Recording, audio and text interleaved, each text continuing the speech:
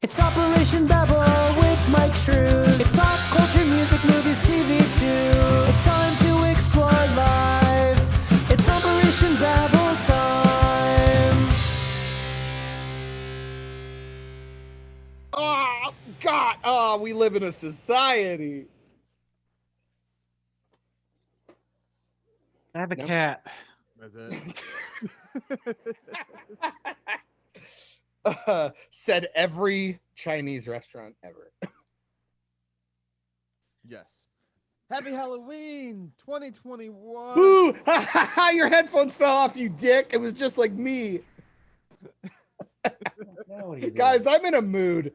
I'm in a mood today. I'm sorry. I'm going to just apologize and get it out of the way right now. Oh, dude, you got a little orange tabby next to you.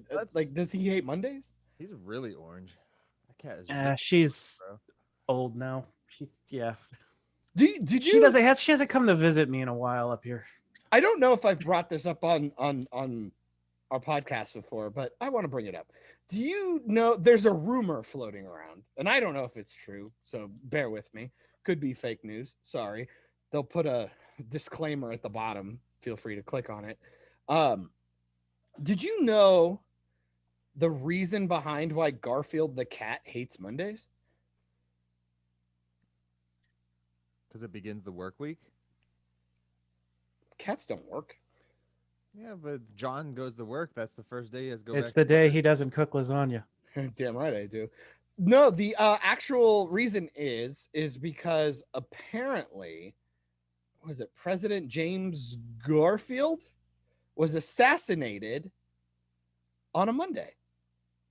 Oh, So I don't know if that's just a funny coincidence, which, loosely using the word funny, but yeah, that's the rumor floating around. So I don't know if that's true or not. I don't know if you guys just saw my setup just physically shake, but the quarry just set off a giant fucking blast that shook my whole house. That's hot. Check it in playback. I'd like to shake your quarry. Am I right? She scared the hell out of me. It's a I hate test. when they do that. The aliens, they're coming. Every single time it sounds like something fell in my backyard. Because they're making another a DUMB, baby, deep underground military base. Google it. Probably just be another swimming pond. I'm just asking questions. Well, don't ask so many questions. All All right. Anyways, let's get on to this. Oh, yeah. Boo! Yeah. It's a boo spectacular. Yeah. Halloween. Three Ghosts. things to talk about. The Haunting of Hill House episode 1, because Never heard of it. John decided to break some rules. Yeah. Good job, Society. me. I'm a fucking rebel. Society from 1989 and Ernest Scared Stupid from 1991. Rip Jim Varney. I love you. It's been almost 22 years, bro. I'm Crazy. still sad he's gone, though. Crazy. Varney's cool, man. He was Jim Carrey before Jim Carrey was Jim Carrey. Slinky Dog. Know what I mean? Slinky Dog. Yeah, who played Slinky in the last two? Because he Who cares? Or was They pretty Slinky much got- in the last two? pretty Blake much- Clark. I was going to say, no, they pretty much yeeted him in the fourth one, which I Yeah. would just say, don't watch the fourth one. Like, I wasn't even particularly happy with the ending of 3. I know, go figure. I don't like anything. But, man, it really peaked with 2. Toy Story 2 is, like, fucking awesome. I still prefer the first one just because I like, I don't know. I like the first one just because I do. But the second one's dope. I forgot how good it was. Tivis. Third one's Tivis, one's if we okay. don't say something, he's just gonna keep going. Yeah, I'm kind of waiting for you guys to like help me out here. I told you I'm in a mood. I'm happy. I am here to talk. I am. Well, motors. Oh, he was in Hubie Halloween. who was? Blake Clark, the new voice of Slinky. That's why he was quiet. He was researching his ass off. Oh, Tivis, you never let me down. Let's start off with Ernest Scared Stupid. Start this off real quick because we got 3 things to talk about, and yeah. Well, and mine's the best one, so we need to make sure we save time. Okay. So, Mike, do you want to give your spiel that blew my mind last night? Yeah. First of all, I want to. Why didn't you blow my mind last night? You fucking. Sorry. You don't deserve to be blown.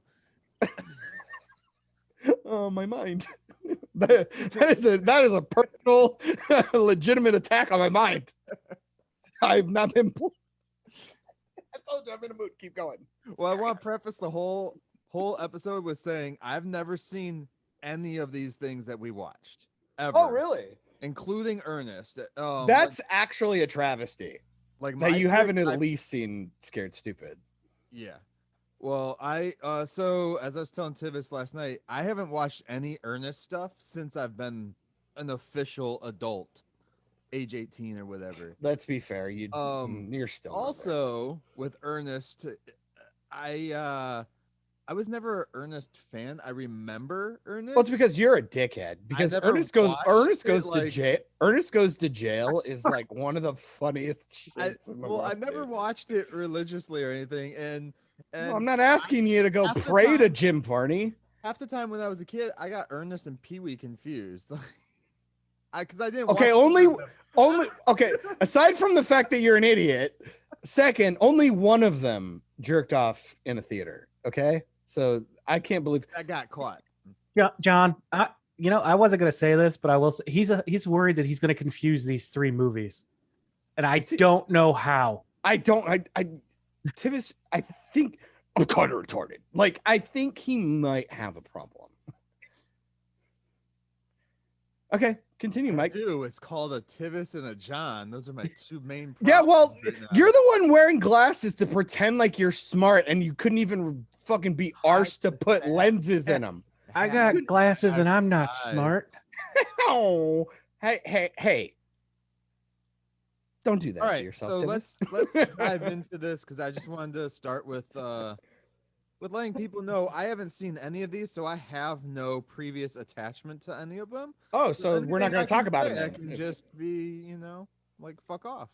Why would you be like that though? Give my pure, honest, raw opinion and not have to worry about any previous emotional attachment to any of these. You're gonna raw dog this? I'm a raw dog it. So I have seen Ernest, but I had not since I was like 10 or something. So it's been a while. Yeah, I 20 years. I ran through the Ernest catalog. I'm old. Like 6 years ago, I think. Again, Ernest Goes to Jail is still one of my favorite ones because it's the most ludicrous and stupid one. And then there's a Ernest Christmas one. I can't remember. Saves Christmas. Saves Christmas? Okay. I remember seeing parts of that one. That one was okay. It was I'm like, well, at this point I'll just watch Elf. It's damn near the same fucking movie in my head. These movies always put me in the mood to watch the Red Green Show, which if anyone hasn't seen that Canadian show, we'll go watch it. You know what I mean? You know what I mean, Tim? Yeah, so I haven't never even heard of Society, and The Haunting of Hill House I've avoided because I'm a little bitch. It's not as spooky as you would think. It has a couple of jump scares. When we get to them, let's talk about Pee-wee first. God damn it! It's not Pee-wee, you dipshit. Oh, he said I heard Hubie. I'm gonna fucking kill you. Just so we're clear, I'm trying to figure out if you did that on purpose. Just so we're clear, I did tell Austin I was gonna confuse Ernest with Pee-wee just to fuck with you guys multiple times. But see, now the problem is I think you're actually leaning in too hard, and now you're actually confusing yourself. Probably. We have gone full circle in stupid.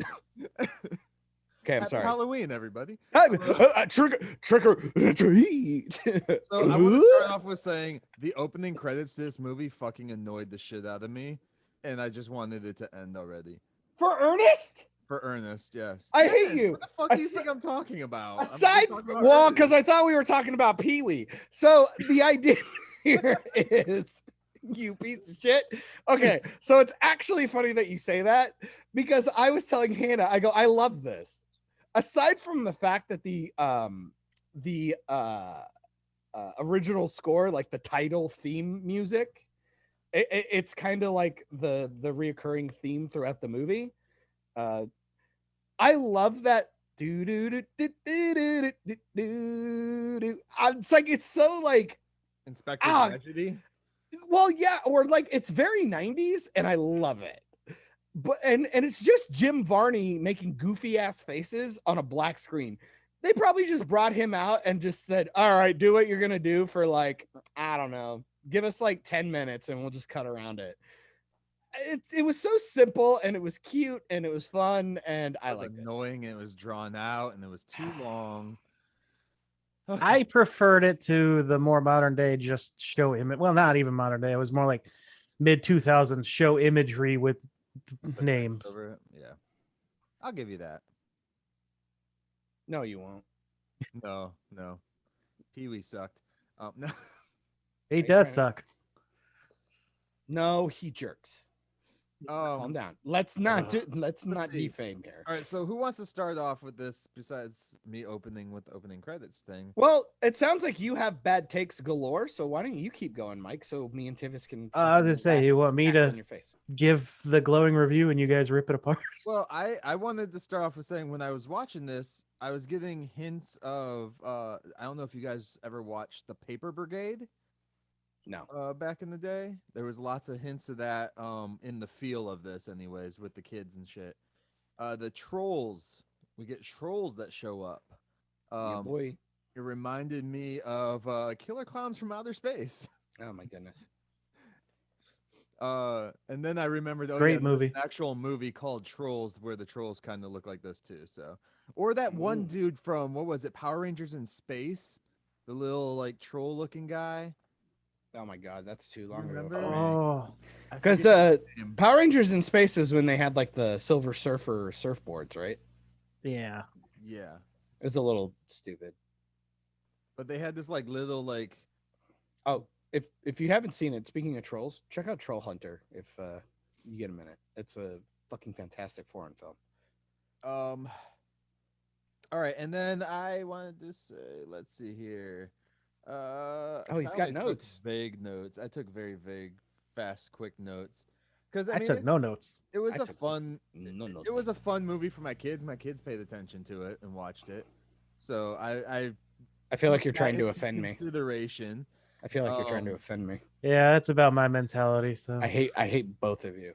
Didn't actually stop anything from happening. He kind of like did what the Avengers did with a snap and just fixed it after the fact. And then brought everybody back. He's the cause of it. No, he's literally, yeah, that's the point. He's literally the cause of it. I mean, yeah. What do you mean? Yeah, he literally plays his own great grandfather at the beginning of the film. He's literally the cause. Not only is he the bloodline, but he's a moron. 90s trope. I love that. I love the act. They just let him act his ass off, and it's a lot of fun. It's very Jim Carrey. I love it. Very. I wonder if Hocus Pocus took a few notes from this too, because you could feel some elements from that within it. I want. That came out the Give me an year example. after, so I don't know. Okay. I don't believe you. Give me an example. You mean the example of they both start in the past? They both fuck everybody else with a curse later down the road. Oh, you mean like every? Oh, okay. So then it's Darkness Falls. Then it's Darkness Falls. Then it's Darkness Falls, Michael. As the prequel. What are you talking about? You're just picking. You're just picking that it's not like Hocus Pocus. This is nonsense. You're taking the most vague story element and going, it's exactly the same. Nobody's listening to them about the trolls until like the very end. This was a Disney production at the time. Was this Disney? Yeah, Touchstone did it. See? Oh, well, no surprise that Disney would be fucking affiliated with something that has the word touch in it. This was the last one that Ernest did under the Disney umbrella. Well, yeah, because he probably didn't like them diddling kids. So, was what? I'm allegedly, Tivis. Allegedly. Did Ernest in all of his other movies have the multiple personality disorder? Yes. Thing? Okay. Yes. Do you think nowadays they would attack him for making fun of the multiple? The Viking? Yes. No. I would say no, because Big Mama's House and Medea exists. So no. Yeah, specifically the Viking. Those aren't multiple personalities, though. Why not? That's like Mrs. Doubtfire. He's just dressing up as. Okay, so you're making fun of the drag queen community. No, Boom, there you go. Get barely. fucked. Get wrecked. How's that Doubtfire doesn't how's make that fun of sauce taste? I'm just curious. I feel that people would have attacked him for making fun of mentally. I don't think so. I think you're off base. handicapped people that have Calm down. multiple personality disorders. Yeah, ableist. That How fucking- dare you? How dare you By dress the up way, like my because grandmother? I wasn't 100% understanding if he did that in all the other movies. So I was like, is it? Yes, just this he movie totally that does. doing And it? they're like the Yeah. same characters. They're pretty much the same 4 or 5 Gotcha. personalities. Like they're just I kind think of he might pick up a couple of one-off ones, but There was like Yeah, from 6 time to time, yeah. personalities in this one. I think there's 5. There's like the military guy, the old lady, There's the like Roman Viking. ladies. the Roman and the Viking, and I think there's one more, and I can't There was remember. 2 ladies. There was 2 different Yeah. ladies he did. So I think there's 5 if I remember correctly. But I I don't know don't because this know. hasn't been a thing. No, I don't think anyone's done this in a while. No, yeah, no. Absurdist comedy is just not a thing anymore. Like you forget, like Mhm. go back and watch Home Alone 2. That shit's fucking bonkers. Like, you know what I mean? Closest you get nowadays would be like an Adam Sandler type thing. Well, like, and they have to tell you right off the bat, we're gonna be stupid. Mm. Like, otherwise people won't deal with it. Because like you watch Home Alone 2, it's a kid getting lost. They have some jokes and stuff, but then at the end, fucking Marv grabs something and gets electrocuted so hard he turns into a goddamn skeleton for 2 seconds. You know, shit like that ain't gonna fly in a movie these days. So I got a more recent example for you, Mike. Shane Dawson, he used to do shows like that. Higa also does that. Are we on, allowed to use that YouTube. name? Is he one of the good ones still? Who? Shane Yeah. Dawson? Oh, I can't tell. no, 'cause he's I- a piece of shit, but I'm just Oh, using it okay, as an okay. example. He, No, I'm he just- did I'm- get in trouble for this. Okay, good. Because I don't know. Because I remember Onision. He's and all a that shit too, so. YouTube celebrity who almost got a Nickelodeon show, but then a bunch of dark shit came out, and now he makes documentaries. Why's it gotta be dark? Why's it gotta be He dark? the Because one no that, one gets in like- trouble for light stuff. Was he the one that was grooming people? Is that the Apparently you're not- No, Apparently no, you're not he white enough. guy? he did some disturbing things with his cat. Apparently, No, Morty, no, don't listen. but yeah, no, neither of those guys have been in trouble for doing different personalities on screen. Gotcha. So I think that would be all right. I made you a bed, you prick. Yet, right now, just wait until somebody's personality out there decides it's not cool. All right, so that's really all I have for my opinions. I mean, it's a kids That's movie it? through and All through right. for me. All I right, fair enough. enjoyed some elements. I really see where the dude who did Fred got a lot of his Inspiration. inspiration. Yes, thank you for that. Yeah, I could see that. Because Fred does a lot of the same things like that. And Like Drop Dead Fred? What are we talking no, about? Fred. I hate Fred. Fred. He was a YouTube star turned Nickelodeon star. Yeah. I'm not gay, so it's fine. Seems to be a reoccurring thing with Nickelodeon. He was on iCarly, dude. Come on. That's the only What's reason. that have I to knew- do with anything? That's the only It doesn't- reason I knew who he I fucking know was. Freddie. I fuck Fred. John Freddie- Cena's his dad Oh fuck. Well, good. in the So- movies.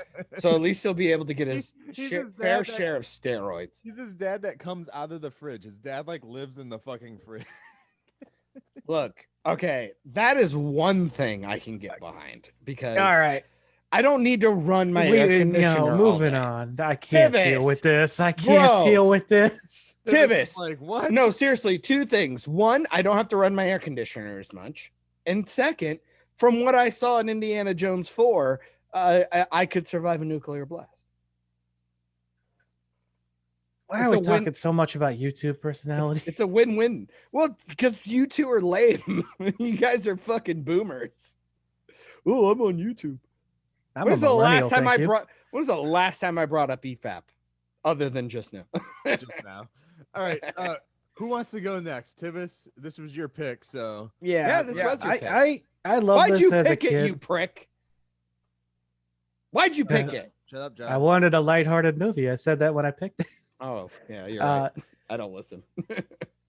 Yeah, I love this as a kid. It's actually freaking terrifying to children. There's some scenes that are really like, A little gnarly, yeah. yeah. Uh, What was this rated? PG, right? For the time? I would assume so, yeah. Or G? I don't know. I don't have that in I front of think me. it would probably be PG for the effects that the monsters look like. They kind Yeah. of oh, that was another thing. The witch lady person. I was wondering if you were gonna notice who she was. Well, one, she looks a lot like the witch thing from Labyrinth, the puppet. Okay, well, that's racist, but that's fine. How's that racist? Because she's a puppet. You're saying an old black lady looks like a Muppet. Puppet, not a Muppet. It's different. It was made by Jim Henson, therefore. Muppets are cheaper. Oh, you fuck right off. That is not true. Just so people know, That this is the episode categorically where untrue, I piss sir. everybody off. Do you want to say who the person is? Because you still haven't. I'm working on it, but he won't Go. shut up with his stupid yellow glasses. So there was a reason why I was like, oh, man, she's old crazy lady with goggles and stuff, but I still want to nail her. And I was trying to figure out why. And I go, oh, it's fucking Eartha Kitt. It's Catwoman. Catwoman. Mm-hmm. Bruh. And one of my favorite women's. I almost might pick her over Julie Newmar, even though it might be blasphemous to say. But yeah, I was like, man, and she was fun. What a fun actress. She was cool. She passed away in 2008. All right, way to bring it down, buddy. Thanks. 81. Dude, she had a life. Come on, that was a good life. She looked good up until the end too. Held up, black don't crack, son. She looked good. I'm sorry, she looked good. Eartha Kitt, man, rip. What a oof. She's like a black Helen Mirren. I'd bang her till her hip and dust came out. All right, Tivis, continue on. Sorry. Can we cut that? Nope. Okay. Don't have time to edit. It'll be like slapping two leather bags together. Okay, sorry. I don't even know how to think right now.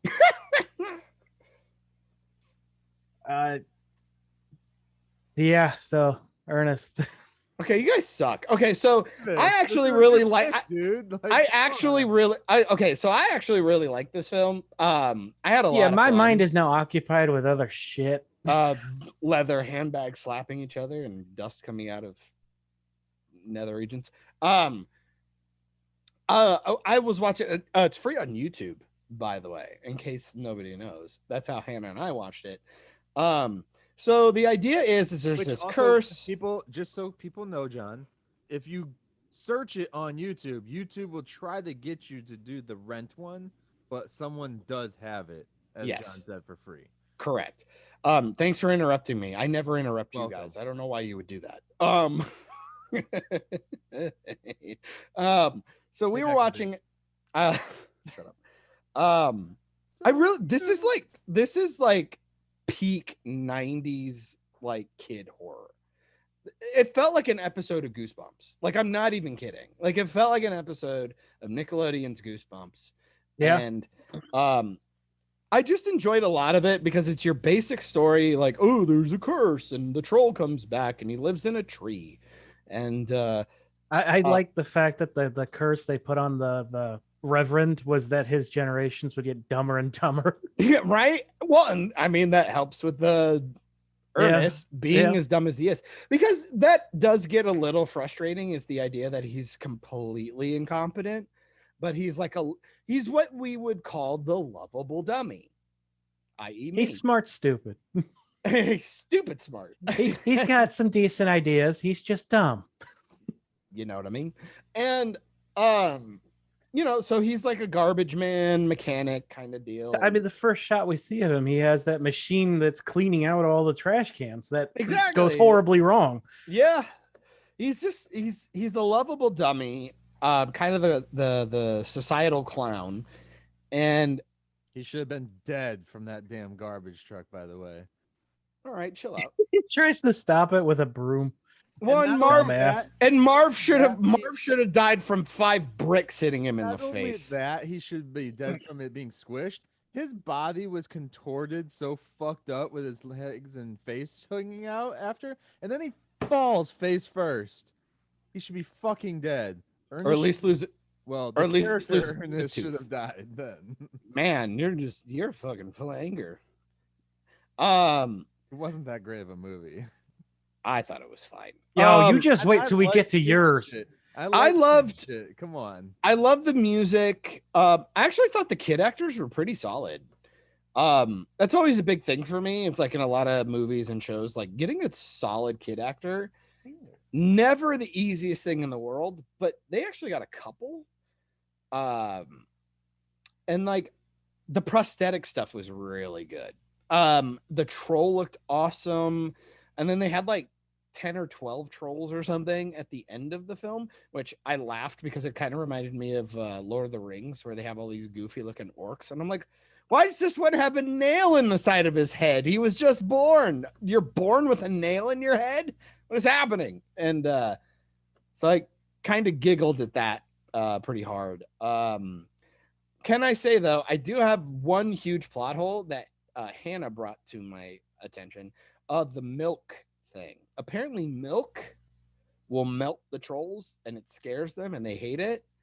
And then at the end of the movie, they try to tell us it's not milk, it's like unconditional love or something. That's not true, because the troll has been scared of milk the entire movie. I think it's not that troll that's at the end. They said he even says the milk won't work anymore. No, but the book says it will. When Eartha Kitt's reading the lore out of the She actual also book. says that the more kids he takes the soul of, the stronger he gets. I can maybe Because once give he them that. then. morphs into like the demigod troll thing, the milk doesn't affect him anymore. The troll himself even says, "Your milk is useless now." Nothing you mean can stop me. Is Myke the little carton of Myke? There is still a problem What the with fuck that is Myke? because that's from a cow, not a person. What? The milk. You gonna milk me? Was this I got supposed to be I got nipples, Tivis. Can you milk me? What are you doing? Oh, Um, okay. Yeah, you go ahead and rip that up. So that might be okay. So that might be explained away, but there are things that feel like it contradicts it, because he like runs away from the milk truck and he runs away from Ernest when he's got the ice cream on him. Well, I'm he just does kinda that like, before he turns into like Into- the super shredder troll. the Super Saiyan. Yeah. Okay. All right. I Maybe can maybe let that go then. I'm defending your guys' shitty ass movie. All right, calm down. It's not mine. Tivis picked it. I just thought it did. was okay. I'm I just thought it fucking was with you, okay. bro. I just Jeez. thought it was okay. This movie makes me feel enjoyed it. good. I enjoyed it. It's really stupid. It's really, really stupid. And No, this I mean, After stupid your in guys' the title. I watched this last after your guys's, and I needed the palate cleanser. I'll say that. All right. Well, if you say mine's bad, Well, this movie, we're gonna I'll have tell words. you, my last No, you're gonna be interested in what I Hey. have to say. my last words on Ernest from me. Okay. Then you guys can finish up. Your earnest words. It's not a horrible movie. I've watched Like it. way fucking worse movies out there. Oh, especially trust me, Disney I know. movies. You've recommended much worse movies. And I mean, I would tell people to go and watch this, especially if you have kids. Yeah, or if I you're agree. a fan of Ernest. I previously was not a fan of Ernest, like a massive follower of his work or anything. You're a like bit that, of a massive, so, but yeah. I yeah. feel it. but yeah, What do you think now, though? He's fun. He's fun. He's I fun can to get act. behind the humor, but I think I'm just too past it already. Well, it's a little bit easier when you know what you signed up for.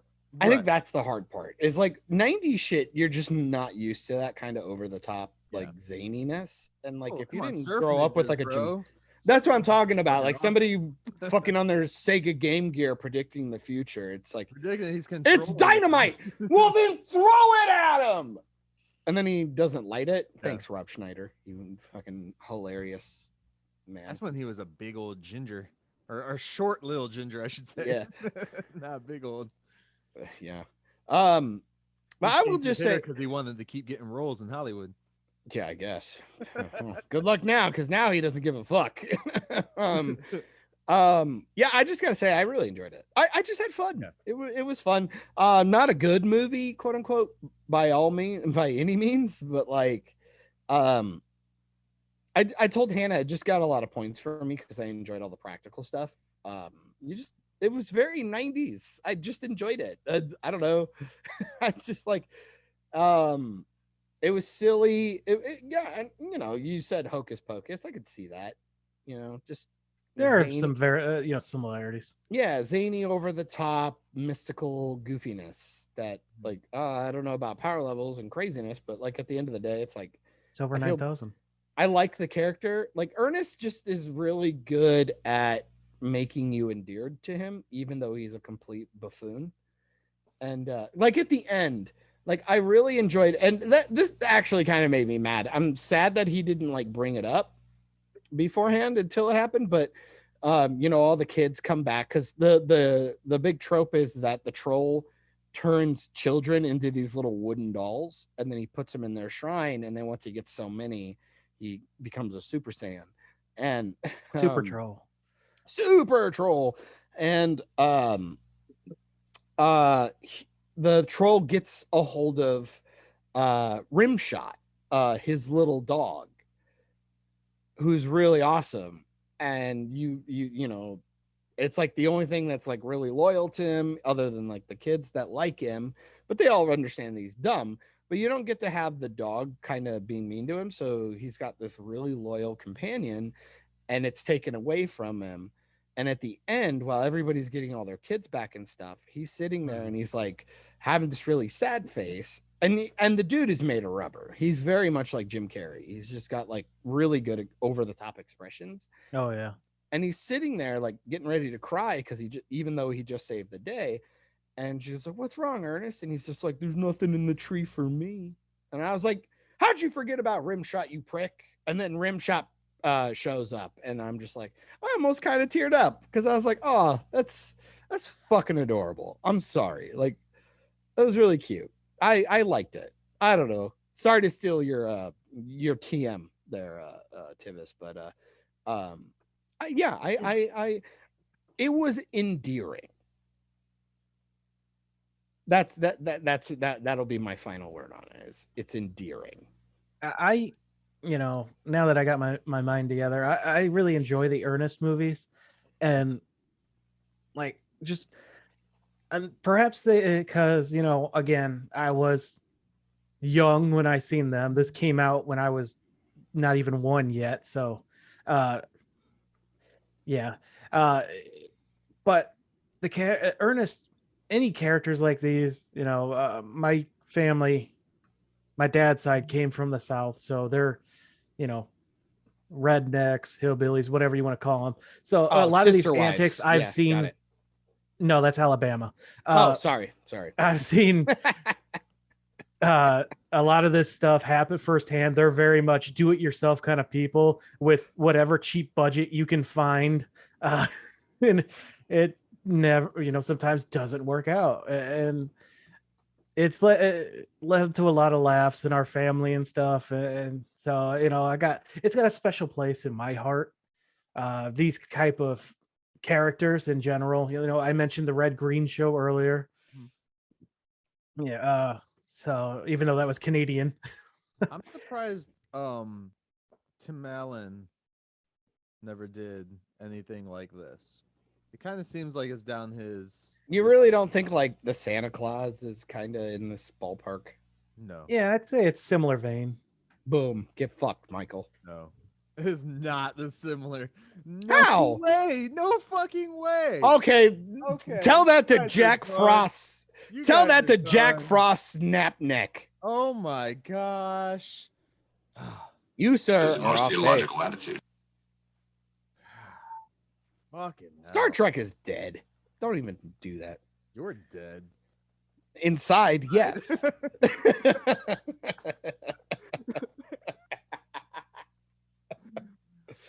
Oh, John. But yeah, if you got a Why do you have a mentality recording of me? a mentality like I do, which was a perpetual childhood. These are great films to go back and look at. It was fun. I enjoyed them. I think the Ernest films are fun. I didn't hate it, and I didn't actually walk away from it. I actually sat and watched the entire thing. See it.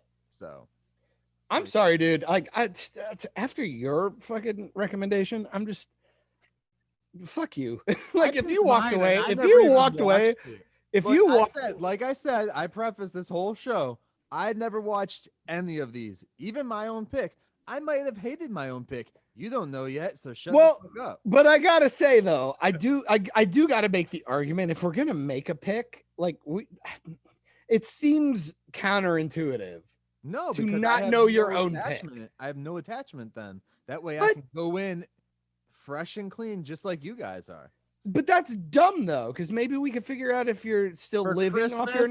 We're all choosing a Christmas movie that we've never seen before. No, I refuse. Jingle All the Way too. Not part of it. You fuck right off. God damn it, Tivis. No, there was no sequel to Jingle All the Way, and Larry the Cable Guy can eat a dick. Like, I like Larry. No, I actually like Larry, but like Delta Farce was a piece of shit, and there was no business. You go find Jingle All the Way too, and you get her done. He made a Tooth Fairy too. I liked him as Mater though. In Cars. Yes, we know. Oh, do we? Okay, Pee Wee, you fucking dipshit. Sorry. I told you I'm in a mood. I'm having a day. It was a pretty good movie. All right, I'll take. I've never liked Pee Wee. My mom likes him, but I don't. No, one of the few things that didn't pass on to me from one of my parents. Ernest Scared Stupid. I'm guessing we're all saying just go ahead and go watch it if you. I would. It's free. It's a stupid good time. Hour and a half, I think. Yeah, about 132. I think was the runtime, somewhere in there. It was nice. It was a nice, easy watch. And Eartha Kitt, even as a creepy old lady in a junkyard, still hot. So, do we want to move on to my pick or your pick, John? I don't know. Let's do mine last because I intend to close the show, hopefully, if I may. Yes. If that's still on the table. So, before we get into society, I want to read a tagline. Oh, shit.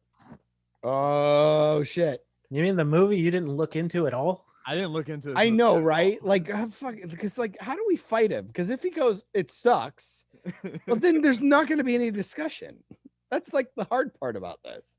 So there's seven different taglines for this movie that came out. Well, because the 7 circles of hell seems appropriate. I'm going to read 2 of them. All right. Well, all right. I would do 6, Mark of the Beast and all that. But, you know, you do you. 1. The rich have always fed off the poor. This time, it's for real. And 2. If you don't belong, they'll eat you alive. Oh, you mean like Society, a liberal? PG-13. No. Take the family.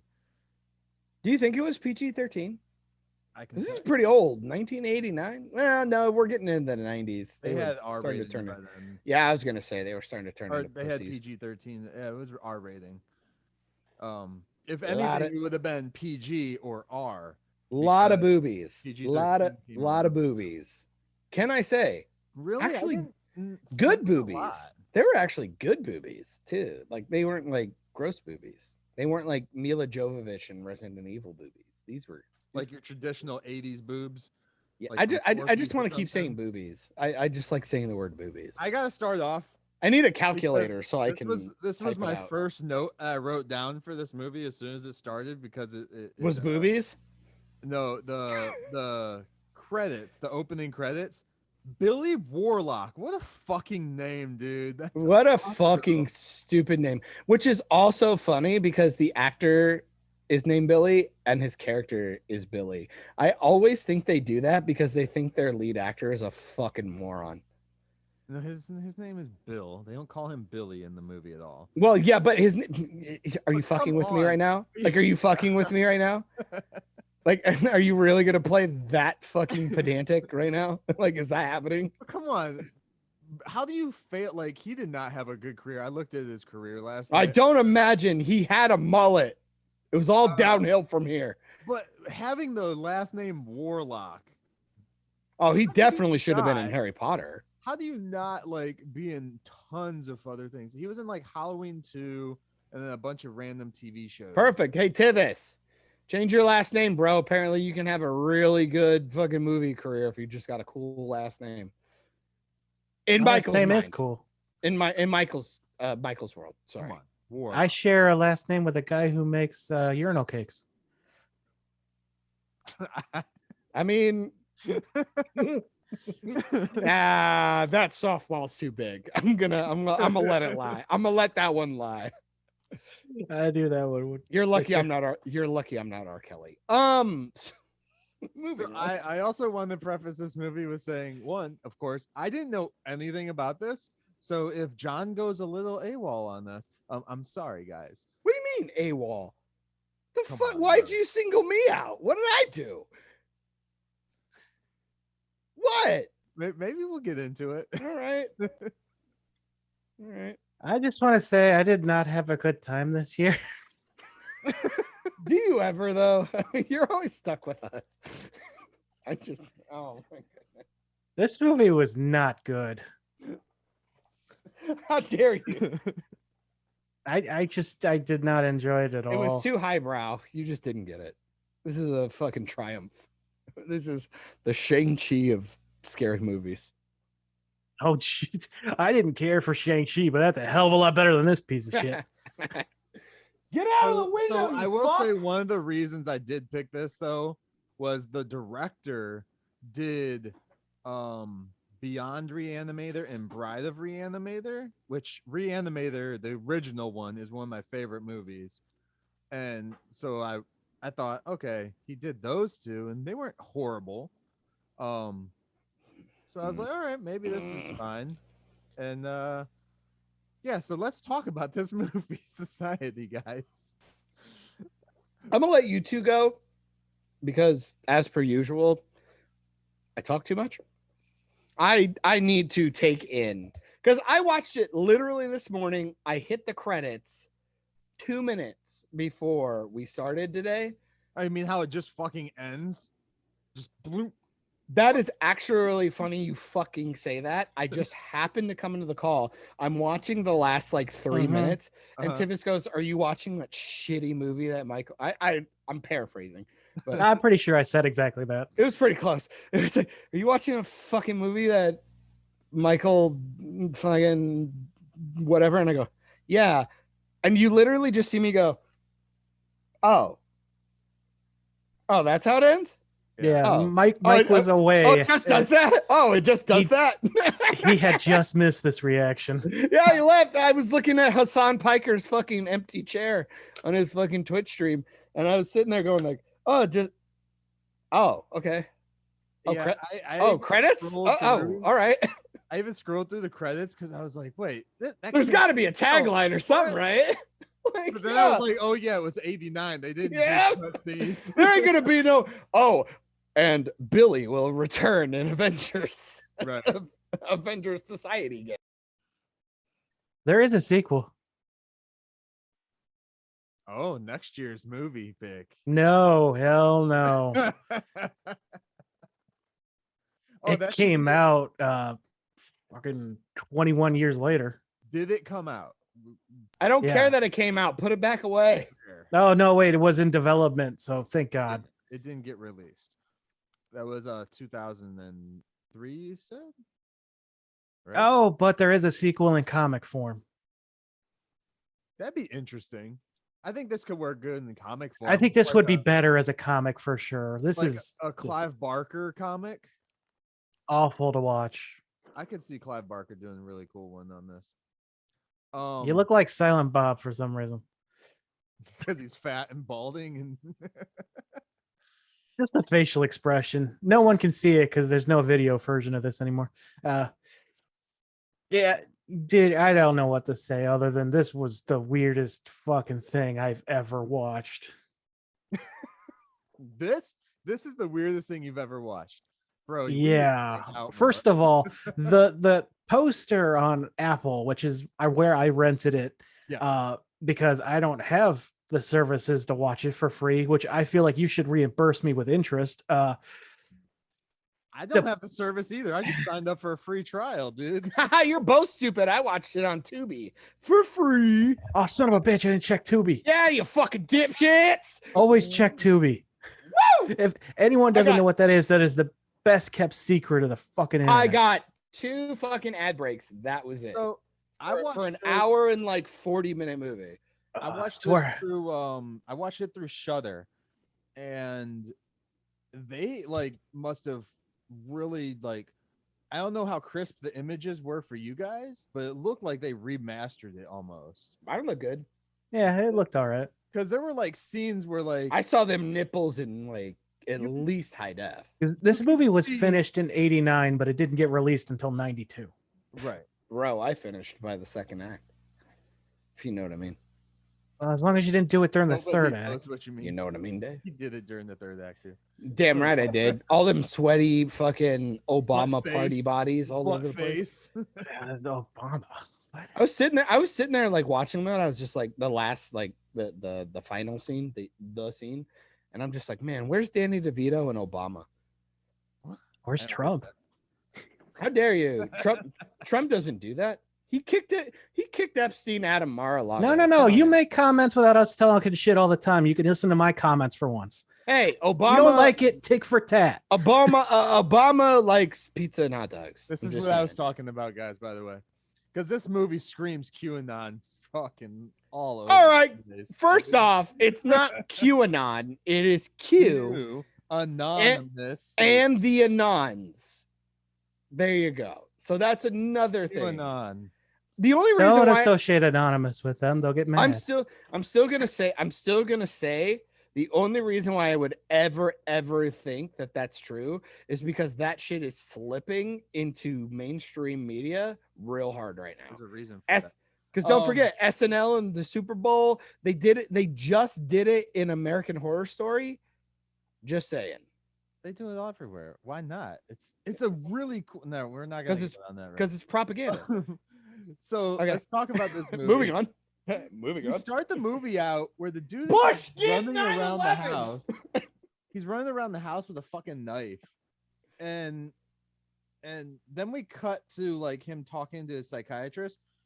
I thought that part was all the end of the fucking movie. That's what I thought too. Yeah. But we never get a resolve for. You thought you were gonna get fucking Tarantino'd. Yeah, It just fucked you over. And they even bait you. They even bait you later where they almost do it shot for shot, but he's just in a different right outfit and shit like that. Which also that kitchen is way too goddamn clean. Oh, this movie is so weird. It is quite weird. This isn't the weirdest thing ever, guys. It's not that. It's up weird there. It's the weirdest thing I've ever had to watch. Really? I would never watch anything like this on purpose. I feel like somebody has by choice. I feel like somebody hasn't seen Tusk or Human Centipede. No, for reasons. This was my way of probably giving Tivis to watch something like Human Centipede then. Tivis, do you know that I actually because you actually used to listen to the podcast before you were on it. I actually wanted to fly to Florida and stab Michael in his testicles for making me watch Tusk. Yeah. He was the reason that and Batwoman pissed me off so much. The premiere of Batwoman and Tusk had me on Rotten Tomatoes. They're the only 2 comments I've ever left on a movie because I was fucking infuriated. Shut up, cat. Dun, okay. Dun. Sorry. Dun dun dun dun dun dun dun. Bum bum bum bum. So Tivis, tell us how you really feel about this movie. Yeah, I'm really curious. I'm actually like your lay it out. Just say what you guys say. Look, I said what I have to say about Ernest, so feel free, dude. Dig in. Dude, I don't even know where to begin. Well, this is just pick a spot. Pick a spot, baby. What'd you think about the acting? What was the point of him hallucinating a bunch of shit just to be a fake out? Oh, the whole point was it was all a big orchestrated plan by the society. So how did they swap the apple in his hand with an apple with worms and then back again? I think the doctor was giving him drugs. Yeah. Yeah, Because that he makes even more says sense. that he's I don't like drugs. He's like, I'm gonna prescribe. Wait, but He says Didn't the the worm- doctor says I don't like giving you drugs. oh, okay. So that's assuming he was already on them. Yeah. Okay. There's a lot of assuming in this fucking movie. Yeah, the dialogue's very like it wants to be trippy, but it's like it feels stupid and poorly edited. Right. We just cut the scenes. That was something that I drove me didn't There was like a weird it. scene. There was a weird scene at the beginning. After he chases his buddy out of the fucking house, he throws the dude out of which the house. one? The David, the guy who is hiding in the Blanchard. closet. Yeah, Okay. Blanchard. He throws him out of the house, and then him and his sister or his parents go upstairs after they're really creepy, by the way. This gives me like the Meet the Applegates feel a little bit. Oh wow. If you ever Yeah. watched that. I don't know what that is, but Like yeah. like a Stepford Wives. Stepford Wives type thing. Yeah, that's a little more people understand that reference. Colty, So Marilyn Manson. they go upstairs, and then we get this Oh, I like love his music. like we're on a stage play walk over Oh, to son of a Charles, bitch. you meant Charles Manson. Guys. You fucking I did. retard. I did. No, Mike, how did you not catch that? You fucking dipshit. What did he say? He I'm said so frazzled. he I was said talking, Marilyn Manson. He was talking about Colts, and he goes Marilyn Manson. I go. All I said was, "Yeah, I love his music." And he's like, "Ah, fuck." I mean, Charles Manson does music too, so Look, did because he's dead now. look, we can't all be platinum selling fucking goth freaks who get to bang Kyler Lay, who ends up in fucking Supergirl. Moving on. So no, after the parents go upstairs, they do this weird ass transition where they just walk over to the piano like they're on a theater stage. Oh yeah. And it looks so bad. It's so bad. Oh, the acting's And then they do fucking this, hilarious, dude. This like weird thing where he's like, bro, if my sister ever acted like that, I'd have been like, bitch, get the fuck out right now. What is your problem? I'm not gonna zip you up. No. Well, 'cause what they're else has planting- this guy directed? It's because they're planting seeds. the my dude. directors directed a bunch of They're stuff. planting seeds. Because then, like, the next thing is like, because he even brings up incest at his doctor's appointment. Yeah. At his psych eval. And he's just like, oh, I'm just kidding. He's wrote some good things, but I would not watch anything this guy has directed. The Reanimator movies I would recommend. They You are wouldn't not recommend like this one? They are not like this. Would you recommend this one? But I would also not. I would tell you watch the first Reanimator movie because it's the better of all of them. Hey, he co-wrote Honey, I Shrunk the Kids. Watch that instead. That might be kind of. All right. It's all right. Co-writing is a ubiquitous term. He co-wrote Honey, I Shrunk the Kids, the TV show, and Honey, We Shrunk Ourselves, the movie. Oh, so and he Honey, did. I all Blew the- Up the Kid. So he did all the bad stuff. then. And Honey, No, I he Shrunk worked on the Kid. movie. He worked on all of the Honey, I Shrunk and Blew Up shit. Yeah. Let's be fair though. The first one's the only good one. The others are. No, Just Honey, pretending to Honey, be- We Alright. Shrunk I Ourselves. blew up. Pretty good. Come on. No, it wasn't. Yeah, it was. No, Mila it Kunis is wasn't. in it too. Come on now. Oh yeah, because that's a selling point. Oh, the one chick from Remember when Mila Kunis was in a psycho fucking sequel? The writer of this only has written 6 things. Okay, I'm explains fine with the lack of quantity if the quality's there, but I feel like there's no quality. And then they disappeared for 21 years. just Good. just because What is he fucking Aang from Avatar? Then the Fire Nation attacked, and I couldn't figure out how to write a screenplay. just because it was brought up, I want to remind everybody fuck that me. Allison Mack was the main character in Honey, We Shrunk Ourselves. Just so you can Is this can before she think started about that branding cult people? Or? activist, since we're Oh, talking like with about- Marilyn Manson? had to bring it back. All right. No, the acting in this movie is horrid. The main character, Untrue. he reminds Very me true. of like You both lie. a cross between Emilio Estevez and Michael J. Fox. Actually, I was gonna say Rob Lowe and No. Emilio Estevez, but I love the fact that you got The Emilio guy who made Estevez. Deadpool? Do you need me to kill you, I didn't have fun with this one. Tivis? I'm going to slit your throat twice, and one day. Look, it is funny that you say that. This mullet having goofy front runner of this movie Billy Warlock. looks like Rob Lowe and Emilio Estevez banged each other and made terrible life decisions and then ended up in this movie. Before, I actually didn't find him to be a horrible actor, but he was definitely a B actor. I would say though, I actually think there's some good acting in this movie.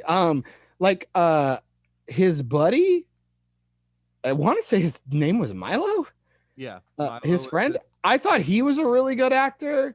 And like everybody else plays like all these like creepy sadistic characters. I don't know. I thought it was fine.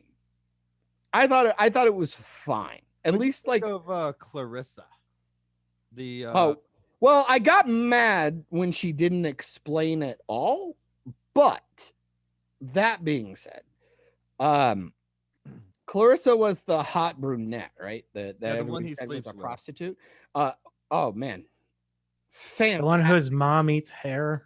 Fantastic dynamite rack. Just throwing that out there. But I'm confused how they her are character part- motivation like is non-fucking existent. Well, I'm just curious how they're part of these elite people, because they say that at the end of the movie, they tell them that they're just a different breed of being on Earth. Basically, Yeah. they're not alien. They're not. They're just They're like the people- Silurians. Which I gotta say, like the movie isn't very clear about that because they literally have their lead guy calling them alien scum constantly, Yeah. and then they look like, We're not aliens. and then they Aliens! look, but then they look like aliens. Like they're all like backwards and shit. Because like one of their favorite things to do is this like, They're just the thing. They're they- the thing. yeah, it kind of reminds me of that. Like actually, that's a really good way to put it. It's because they do this like back butt thing, where like there's like a shower scene where there's like titties on the shower glass, but you're like, but there's a butt crack there. Yeah. That doesn't make sense. And then She just and then wrapped there's herself- literally no fuck off. I just remembered, and I'll never remove it from my joke? fucking mind. The idea that his parents and his sister were having incest. Well, they all just like amalgamorph into like one creature. Yeah. Like the thing. And then all of a sudden the dad's head comes out of the anus of this creature and he goes, "Look, I am a butthead." Yeah, it's so. I wanted to fucking die in my seat. I Yeah. laughed my ass off. All right, phrasing, bro. Phrasing. That is not the time for that idiom. Fuck. But I will say I did. I found it humorous. I thought it was cheap, juvenile, and stupid, but I appreciated the. I can't believe I'm fucking saying this. I appreciated all that goofy shit. Yeah. Because of the production value. Like it was all like prosthetics and makeup and all this kind of stuff. There's a lot of effort there. So even if the movie sucked, this is a really good reel for the production team. Well, I was saying to like, go off and do something better. The visual Mimic effects or that they something. do in this are awesome. Like, Yeah, it looks reminds me great. of stuff like you guys said, The Thing, or effects that they would have did, Or done in, Mimic or the Fly. Hellraiser and Like shit like Fly that. with. Oh, did you know that Pinhead's going to be a woman? Anyway, what? Moving on. Yeah, I don't care. Yeah, who cares? But the effects remind me of like stuff that you'd see in Clive Barker shit, and a lot of these older like thing. Well, I mean, this is older, but still, they loved using their fucking latex all over the place. And yeah, I did notice though that Clarissa, when there's a scene where Bill sees the guy with a slit throat in the car. Yeah. And then he makes his way Turd Ferguson. No, that's Turd Ferguson is the. I know it's Todd, but shout out to Norm Macdonald. By the way, I know Liefeld is the name of the guy who did Deadpool. Before anyone gets upset. Too late. You're already destroyed in the comments. You've been canceled. So no, Turd, what do they call him? The Tycoon, Ted the Tycoon, Ferguson. Taylor. Oh, I fucking hate it was you. Petrie. Petrie is in the car with his throat slit. Yeah, it was the guy he was gonna fight against or whatever in the debate. The debate team. Petrie. Say it again for the people Peter. in the back. Petrie. I'm so soft. He gets out of the woods after seeing this, and then he's just like cool, calm, and relaxed when he walks up to the door. He's like happy and shit. He doesn't act like he just saw a fucking dead body. To be fair, you see Clarissa, who again is not explaining at all. She's in a silk like robe with her nips. He was smiling and stuff before he even saw her, just when he saw the door. Well, and the door was unlocked and he just pushed it open. He didn't even have to like grab a handle. That was also funny. That's because it's like an apartment complex. It's not a house. It was a mansion. Are you fucking high? No, it was not. Yes, it was. Bullshit. hey, was a mansion. This was 30 something years ago. A lot of people didn't have to lock their doors back then. Tivis, do I have to kill you? Well, okay, so They don't live in Iowa. They live in Beverly fucking Hills. Yeah, Beverly Hills, not Compton, dude. Come on now. They're rich, and apparently they don't have a gate. I'm just saying. Also, do love the fact that your movie almost starts exactly the same way as my episode for my show. A little bit. So let me finish my fucking statement. After. No. So they go back to the car with the police, and it's a completely different car. This entire scene plays out, but like Clarissa has a smile on her fucking face like the entire time, like she knows what's happening. Well, I don't like, know have if you the actress looked at is her? supposed to be smiling or not? But the only time she loses the smile is then when the cops grab them to frisk them. And then I thought we were gonna have like a fucking rape scene because it's society. Right, calm Who the down. fuck knows what Calm happened down. in this movie?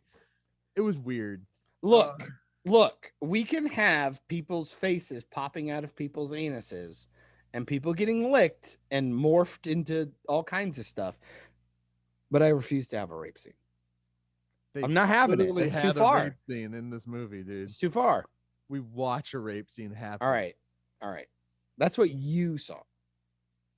That's not my truth. Take you. What the fuck? Like Quinn? Somebody give me a 2 liter of Pepsi. I need that Sugarfoot. So, all right, let's. Sorry, Q. Or do you have mystical powers that bend reality in space? All right. I am not Pee Wee Herman. All right. Damn it. Oh, magic word. Can we go back to Ernest? I know, right? The psychiatrist when they're in their like orgy scene at the end of this movie because Oh my goodness, I can't believe that's a phrase you have to utter, you fucking dick. It's a weird like you did this to us. Alien species fucking scene going on. Tivis, you owe me a high five and a reach around because god damn it. The psychiatrist's face looks like the Joker. He starts acting like Jack Nicholson's Joker. How? Go back and watch this fucking thing. I literally watched it this morning. I'm gonna yell at you. May I grab a rubber and glue and fucking stick to you shit? Like with what you just said? You rewatch it, you dick. I literally just watched it. This scene, Go on. This scene that they're going to be talking about would say the creators took inspiration by a Salvador Dali painting that I just sent you guys called The Great Masturbator. is like a combination. Oh, that's why they had debate club. That makes sense. Yeah, because I don't know why they included because that the shit. fucking captain of the fucking sports ball team is also on the nerd. fucking debate team where he's just like, yeah, do whatever. Like he's essentially Captain Falcon, like from America place with the Winter Soldier. He's like, do better. All right. What would you like me to do? Go And he's ahead like, and take a shot at everyone. There's your episode reference to Falcon. Ugh. He's just like, do better. And it's like, Well, what do you maybe- mean? John, maybe people What? should just do better. Interpret it as you wish. I'll kill But you. John, yourself, you need to do better as well. I'm gonna rape your face With that said, in That's Minecraft. escalated stick my quickly. hand In up your Minecraft. ass and In pull Minecraft. your mouth out of your anus. I'm angry right now. People I'm have like, to I'm watch like, this I'm movie to hiding, realize I'm it. hiding my So face. in this basically, microphone. let's tell just right. a basic thing.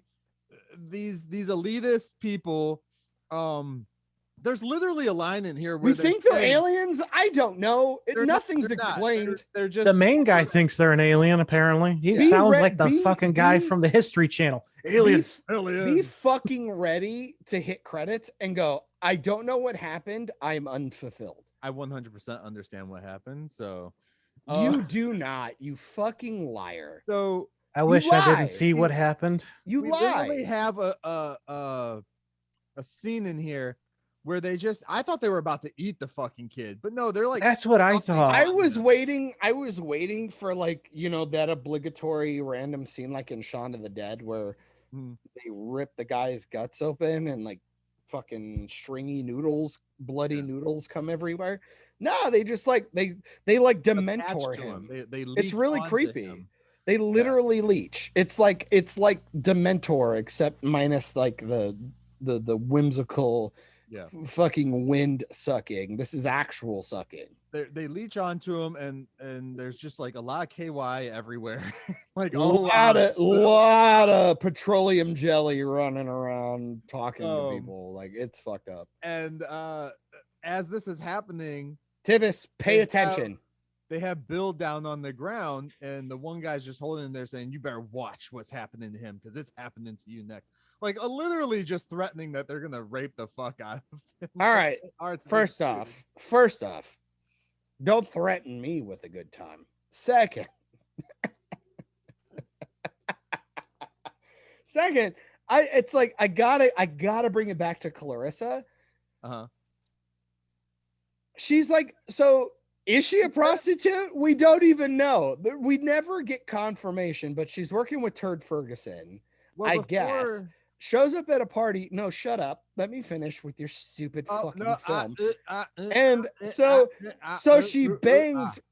she randomly bangs Billy the Butcher with Uh-huh. this stupid mullet. And by the end of the film, she's like, I'm gonna go against everything, whatever, to save him. the dick was And she goes, I love you. I'm like, you banged him once. And then the second time he came back like all fucking crazy and like choked you and shoved you into a wall. So either that's a kink or she's insane. Or the movie has no Yes. fucking She idea does- what now or the movie has no idea what character motivation is. She does also tell him not to go back to the house, so she knew what was going to happen, right? But that but has she nothing to doesn't do tell with him it because he was why. going to go with his family because he was fucking worried about his family. No, He wanted still to liked kill his sister. family. He wanted to kill them. We still like his sister. It was his parents. He thought he was adopted. He literally says Which that. where in the did they film. get him from? Because they tell you, oh yeah, you're not anybody's fucking kid. Well, outer space. Maybe they are maybe they are. Maybe Well, maybe- he's the maybe it- fucking alien. Maybe it's Brad Pitt and Angelina Jolie, and they just grabbed him from another third world country and then brought him over. Maybe the humans are the aliens to this planet. No, Yeah, no, that I'm would just make gonna more say sense. no. No, absolutely not. That So would be a good ending. That would have been a better. I'd like No, to it wouldn't talk have. about the special effects, which is the only thing worth seeing Yes. in this film, I think. I also do like some of the music. because they actually do like Swan Lake and shit in the background while people are getting sucked off. And So that's like not even a joke. Yeah, I've been watching Ghosts, and that's funny that you say that term. And yes, this is still our Halloween episode. They literally play that song while people are getting sucked off. So I thought the special effects were Rob Bottin, I think is how you pronounce his last name, which is the guy who did The Thing, because it looked a lot like it. But no, this was a Screamin' Mad George production. Oh, does he have a cult? Big Trouble, Little China, Predator, or Nightmare on Elm Street movies. Okay, no offense, but yes, he does that. All you have to do is look at his photo and probably. Hey, Tivis, is there a book? No book. Just say no. Tivis, say no. It's a have a book? It's a It's a trap. I don't know. Yeah, so if you have any reason at all to ever go see this, it's just for this stuff. And you don't even see it until the very end when all the weird ass shit happens. Yes, Myke, this movie sucks. It's not worth a watch. Bonus, though. Bonus. You don't have to go see it anywhere. You can just watch it at home. Preferably on mute on fast forward. So I'm sorry. I have to say, the judge gets the fucking beauty mark. It's awesome. I have to 50% agree with Tivis, and then the other 50% has to say, you go lock yourself away, troglodyte, because this should be a Mystery Science Theater 3000 movie. Yeah. Somebody needs to watch this and fucking rip it apart, because it's like literally or some shit. It's literally so bad that it's funny. After watching it, I would watch this with Hannah just to watch her react to what's happening. I would never subject anyone to this ever. I think it's hilarious. I think it's weird, and I think you guys found my breaking point. Congrats. I didn't pick this. Why do you keep lumping me in with this fucking That's true, retard? but you do it to us all the time. So, how dare you? I pick good shit. No, I meant you lump me and Myke together when it's all Myke. What's a movie I picked? That was the worst movie I've ever recommended anybody. Would be so we can move on, bro. It would be X-Men Wolverine Origins.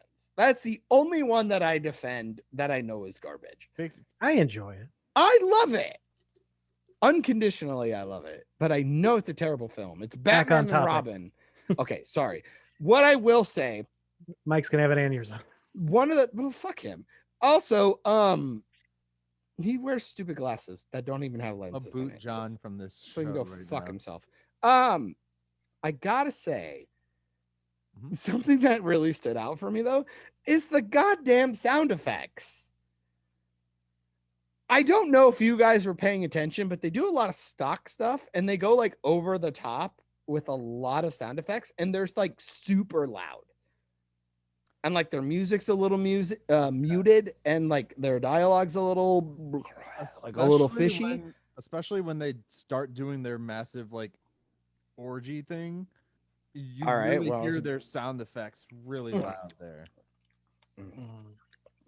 Don't do that. Don't do that. Don't do that. But even like the zippers and like footsteps and like all these other sounds, they either feel really stock or like the editor had no fucking clue how to level his sound effects. It was really fucking funny. Like he just dragged and dropped whatever. But not only that, I actually had this complaint, and it's so fucking funny I get to bring this up. It reminded me of Aquaman. I'm dead ass. Do you I'm not even kidding. I did not expect this to come up. Because if I remember correctly, Tivis, you like DC. I believe you are even on record. Aquaman is the best film ever made. Yes. Yeah. No, not best ever. You said best DC film. I'm upgrading it. Okay. Because the sequel is coming out. Why? And I know it'll bug Mosier. Why are you trying to make me angry? You haven't seen me when I'm angry. There's a scene. Remember when fucking Johnny Depp abuser and stupid silly long hair man jump out of the plane into the Sahara and land in the desert, and they like roll and they don't die or nothing happens, and it's funny and silly. Remember that scene? Yeah, I don't know why you didn't just say Momoa. No, wait. Because they're gods. We're working.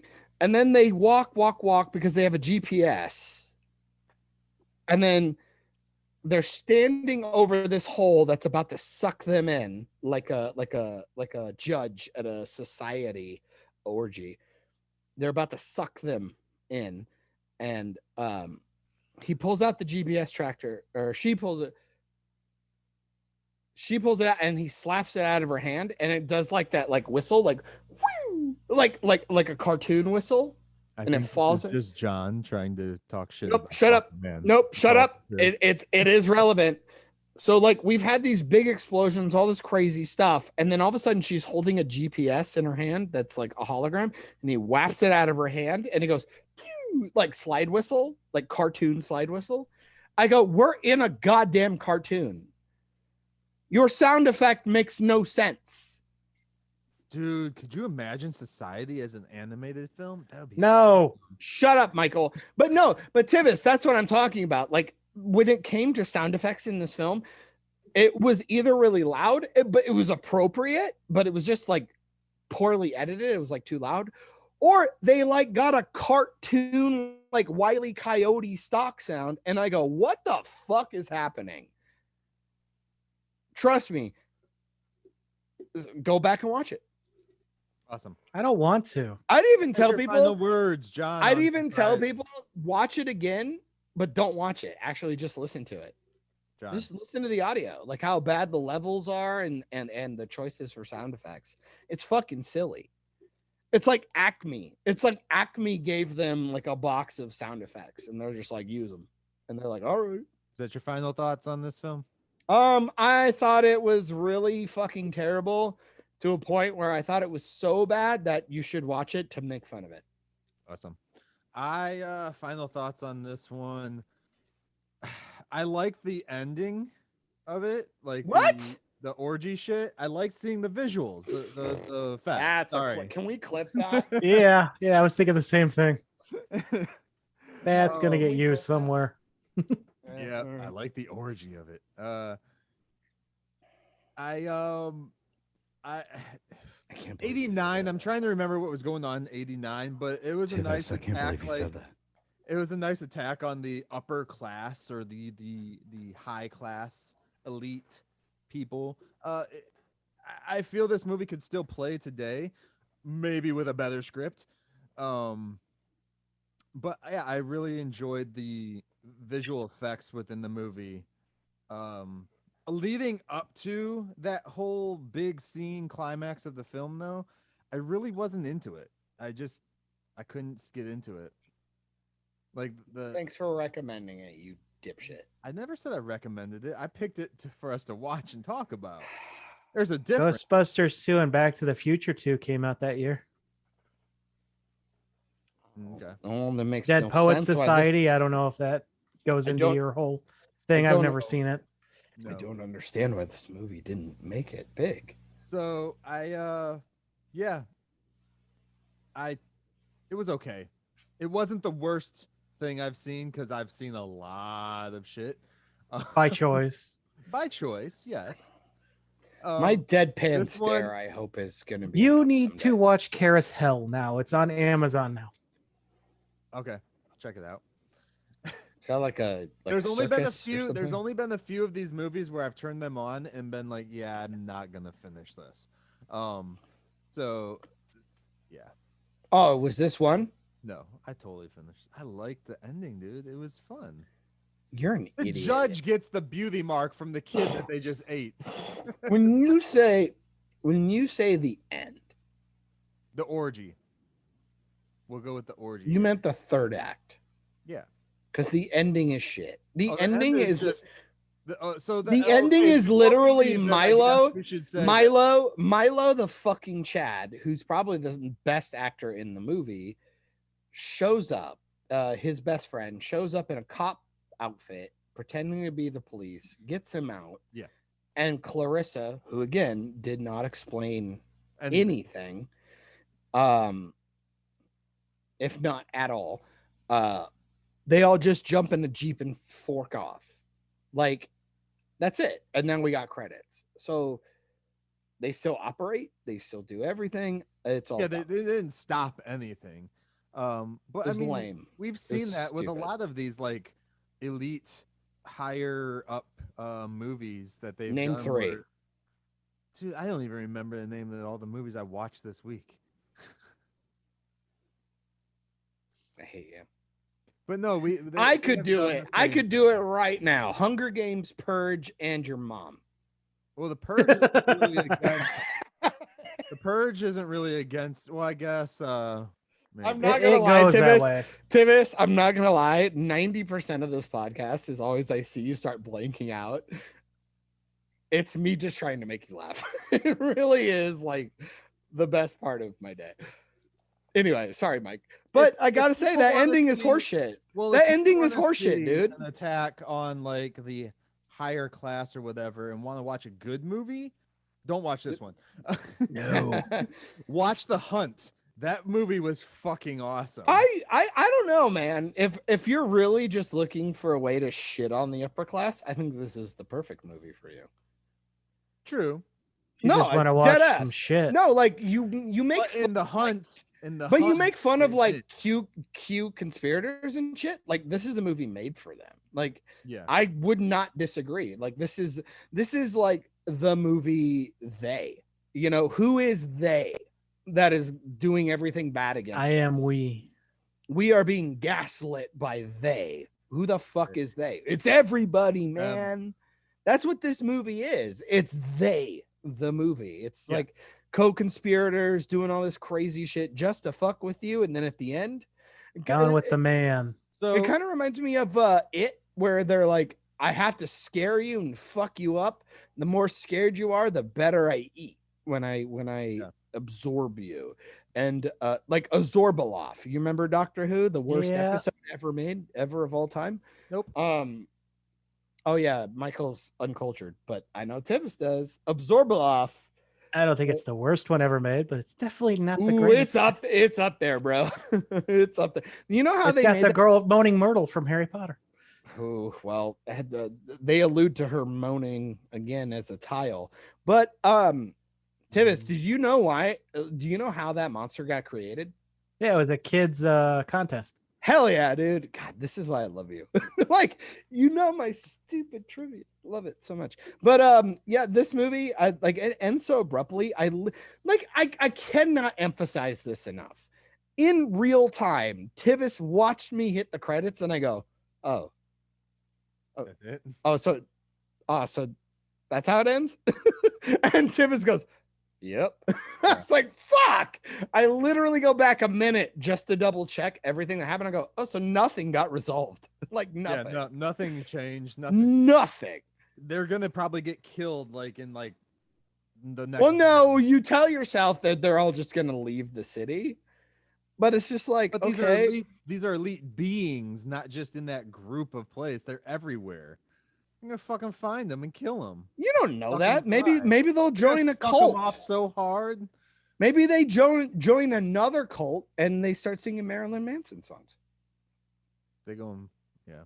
Okay. So if anyone actually does like this weird thing, like, and wants more, All right, the calm comic, down. I feel like you're shaming people. I am shaming people. The sequel comic to this is written by Colin Barr called Society Party There's a Animal. It was comic? released in 2003. No, Okay.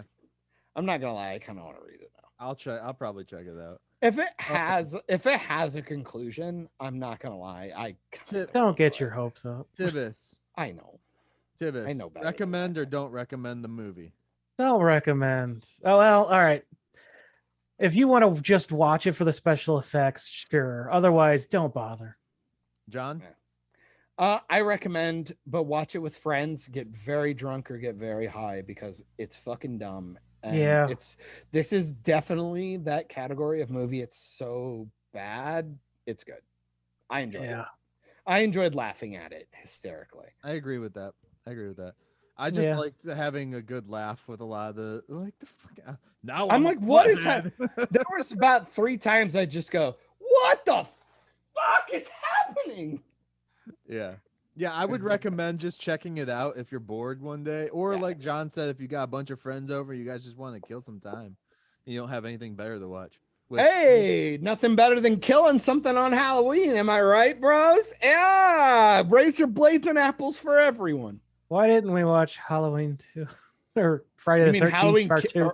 or Halloween Kills? Tivis, that was your choice. You were the Friday the 13th guy last year. I know. I had so much fun with I that actually movie. enjoyed that. I appreciate you for making that recommendation. I actually enjoyed that This year's so I got feedback on this year's Oh, three I hate both of choices. you for your choices. I hate both of you. Ernest Scared Stupid was fine and fun, but I was like, now I'm What- gonna watch other Ernest movies. So like you unleashed the Jim Varney, and now I'm upset. Well, What are people saying?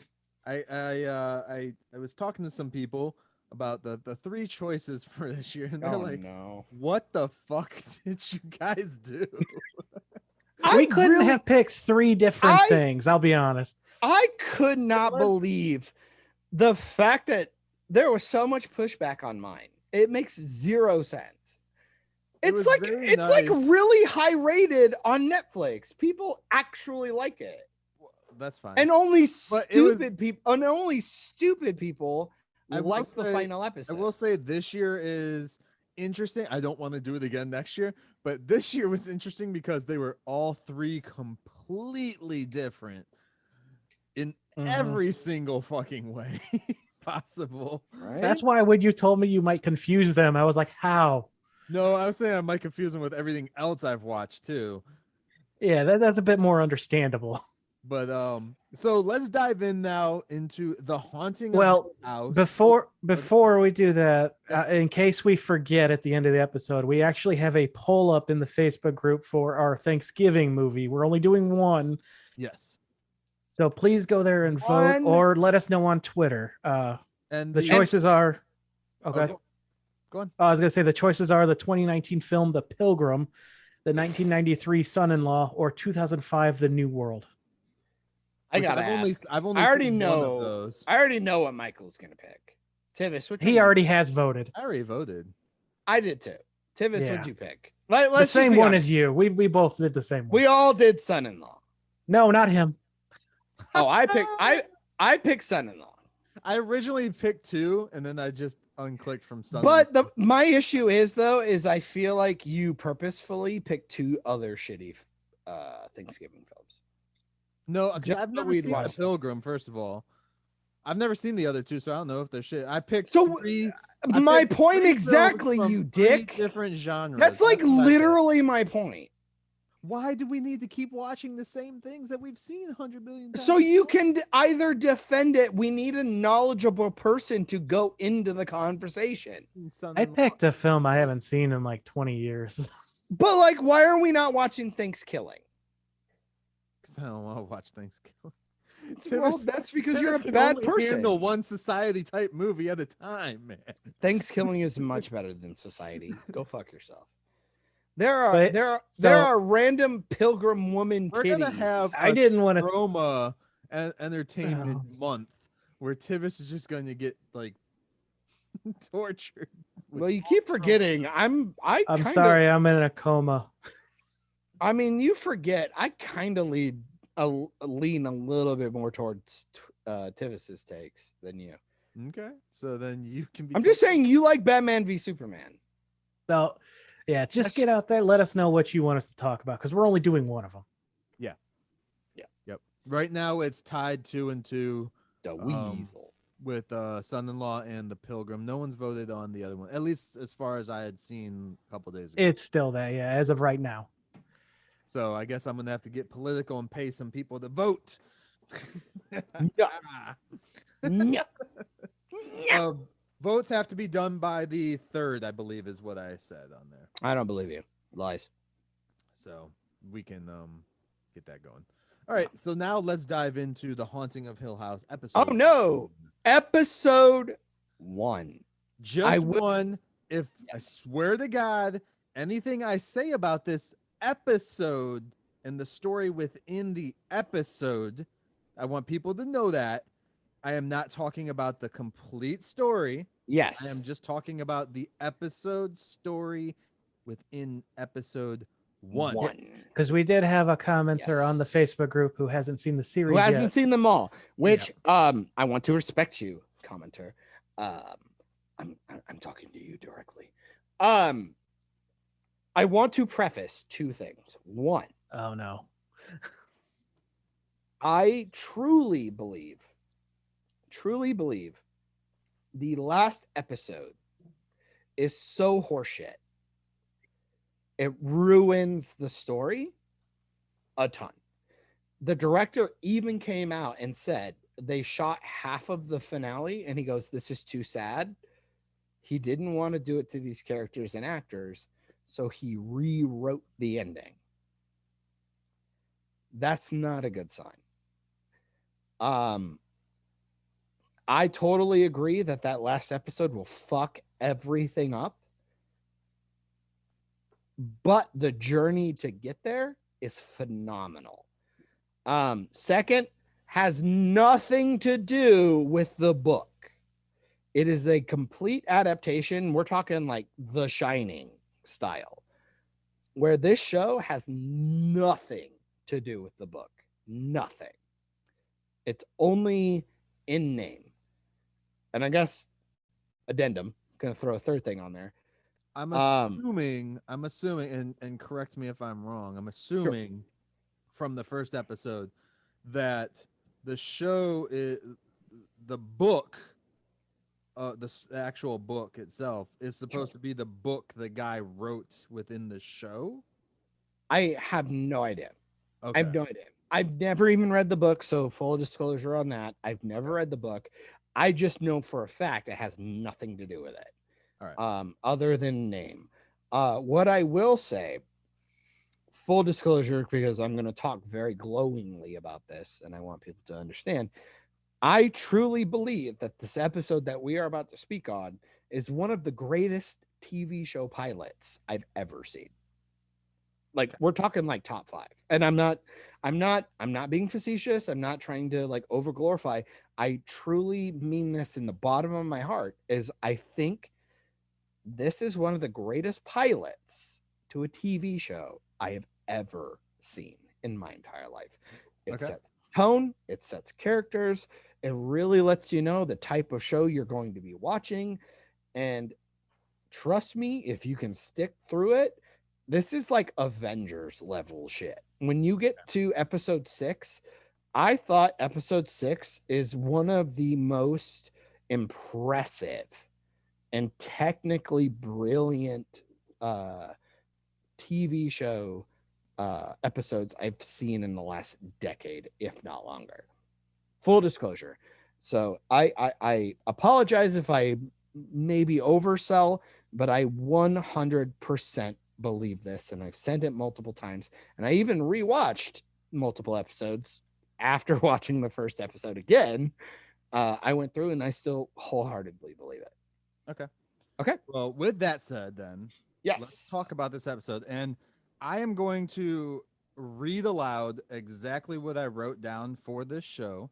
Okay. Uninterrupted, please. Yes, sir. I'll mute myself. And I'll then turn we my can air go conditioner from there. I'll turn. All right. Hill House, episode 1. Visually, it's cool. Story is okay. Jump scares are basic. I like the idea of the story, but maybe do it without the jump scares. I feel it takes away a bit from the story. I want to know more of the characters, which I'm sure happens during the show. But as a first episode, I'll say the pilot episode, it's okay. Nothing massively great for the genre, but still a decent story that looks to be building. I may continue watching, but it depends.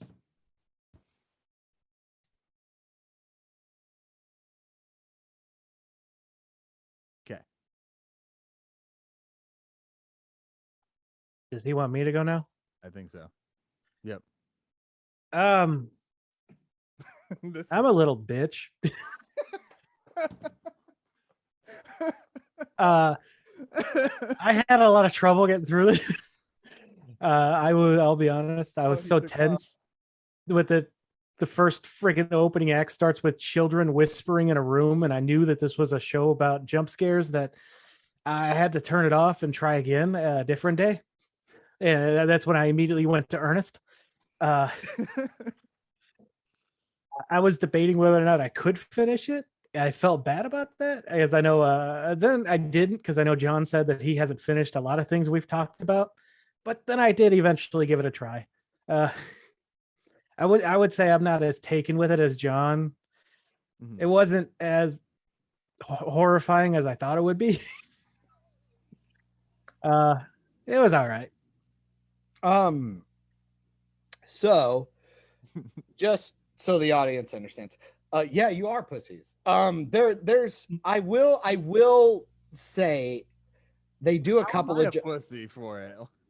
well, because you guys brought up jump scares, or as frictional gaming would put it. Sorry, fear flashes, fucking idiots. Frictional, not you guys. The jump scares are too cheap in this film. Just like I'm just a baby. Or in this episode. No. Here you go. You'll like this. They do two of them that I think are cheap. They do that first one when like dad gets back into bed, and it happens in like because I watched it with my mom, and she didn't do the soundbite on it. Exactly. Yeah. And when the dad goes into like a closet, they do these big sound hits. Yeah. So cheap, so pathetic, and I hate them. Which the reason why is because they do other scares way better. Like right before the title card hits, remember when the girl goes back to sleep and everybody fucked off?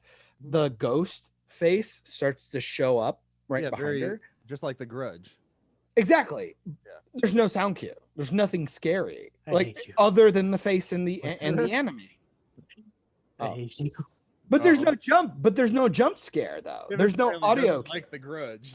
but there's no audio cue. That movie fucked me up.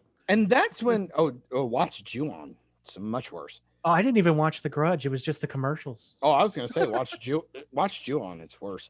It's scary. It's scary as fuck. Paranormal Activity, the Wikipedia summary freaked me out. Korean and Japanese people really don't fuck around with supernatural shit. No. So they really respect it. And I want to let people know, if they think that The Ring is kind of weak, watch Ringu, which is the original. Exactly. Watch the original. They actually had a crossover with The Ring and The Grudge, I believe. You know, they just put out a prequel, series to Ringu. Or no, it was The Grudge. It was The Grudge. Ju-on. Yeah, I'm gonna say, what is the prequel series? Kick her down a well? Well, she's about. Yeah, I know, right? Like, bitch, get the fuck out of here. Find some water. This is Sparta. I hope you got a bucket, bitch. Filtration. Better boil that shit before I drink it. Yeah, with the jump scares, I will say with episode 1, there are a couple. As the episodes go, there's pretty much only like one jump scare per episode.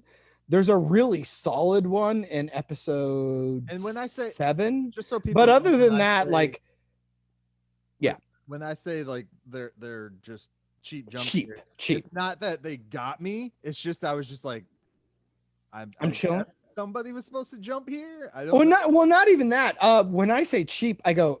But the audio cue doesn't match what's happening. Right. So it's like this big like stinger, and somebody turns on a light. It's like, what the fuck are you doing? It can work in the past, but it's just like it doesn't. Well, yeah, it works, but it's cheap and it's lame. It's cheap and it's lame. Can I say I didn't care for the whole going back to? I didn't think they did it as well as Arrow, where they were showing the past and then the present, transitioning between the two. Ooh, okay. Well, I'm definitely gonna fight you on that. But that's just me. No, totally fine. Because they didn't do the cool flash like transition. Like I looked into a fire and then there was a campfire at the island. I was doing other stuff while this was on. So, this is entirely Unacceptable. my fault. I was not Unacceptable. paying as close attention. So I was having a hard time Unacceptable. to me. realizing when they were switching between them. I Which- will say the what- family dynamic in this Yeah. reminded me a lot of how they built the family dynamic with Umbrella Academy with the siblings. I still need to see. that. Oh, yeah. I almost was like Resident Evil. What? Yeah. I'm not kidding. I did that because I'm retarded. Season 1, pretty good. I imagine season 2's shit. But Tivis, sorry to say, I think you really do yourself a disservice putting it on the background.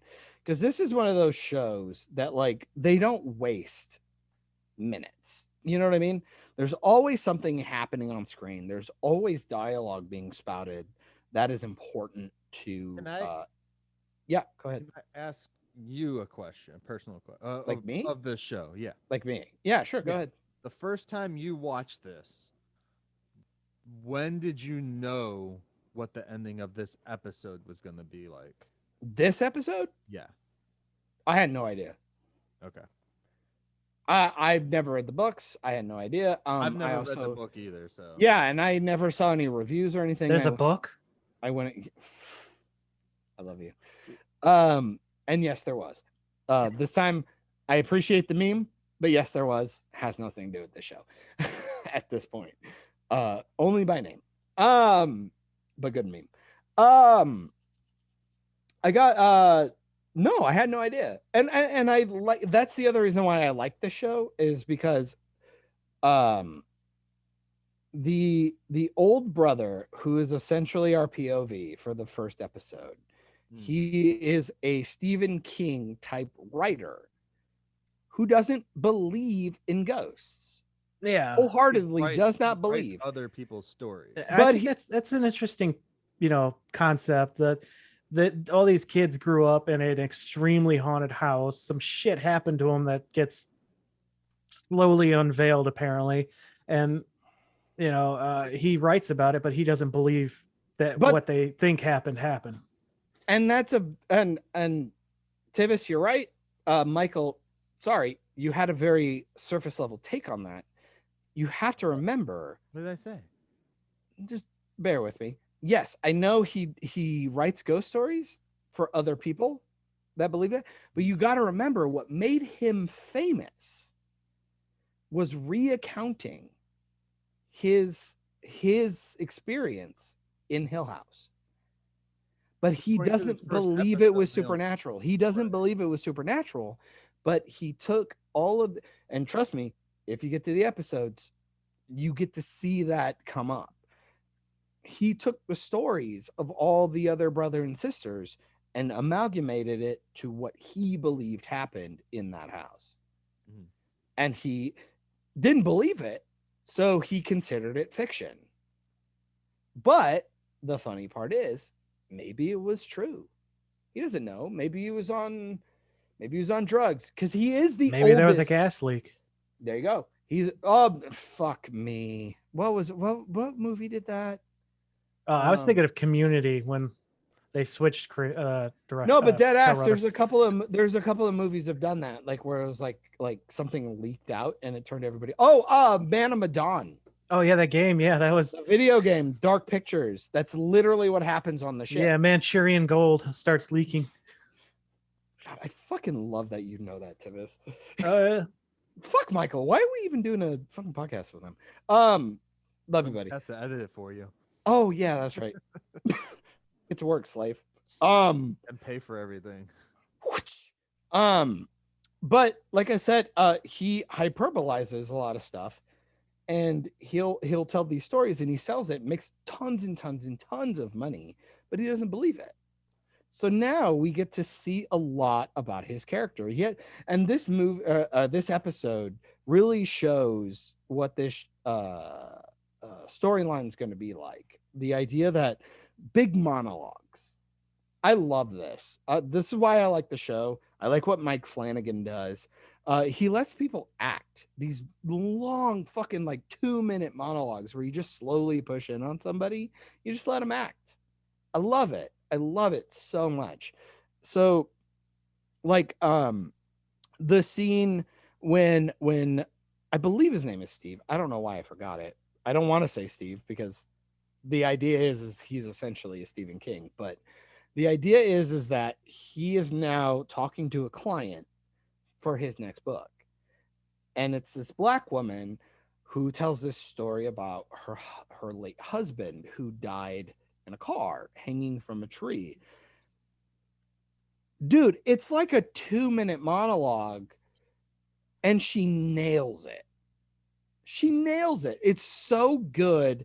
And then you literally have a scene later where they're in her bedroom where they used to sleep together, where she's seeing all these visions.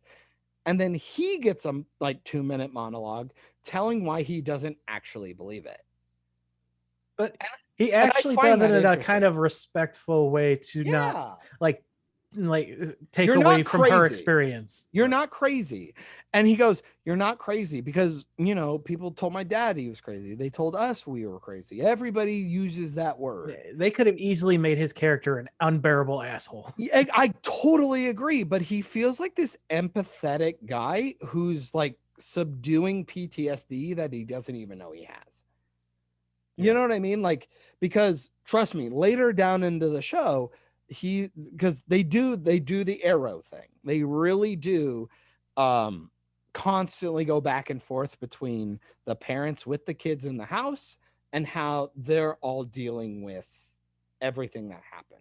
And not to go into them, but Go ahead. I believe each episode gives a different perspective on what happened that night. Which is totally true. You are 100% correct. Okay. This is why I've brought this up multiple times. This is literally the Avengers in TV form.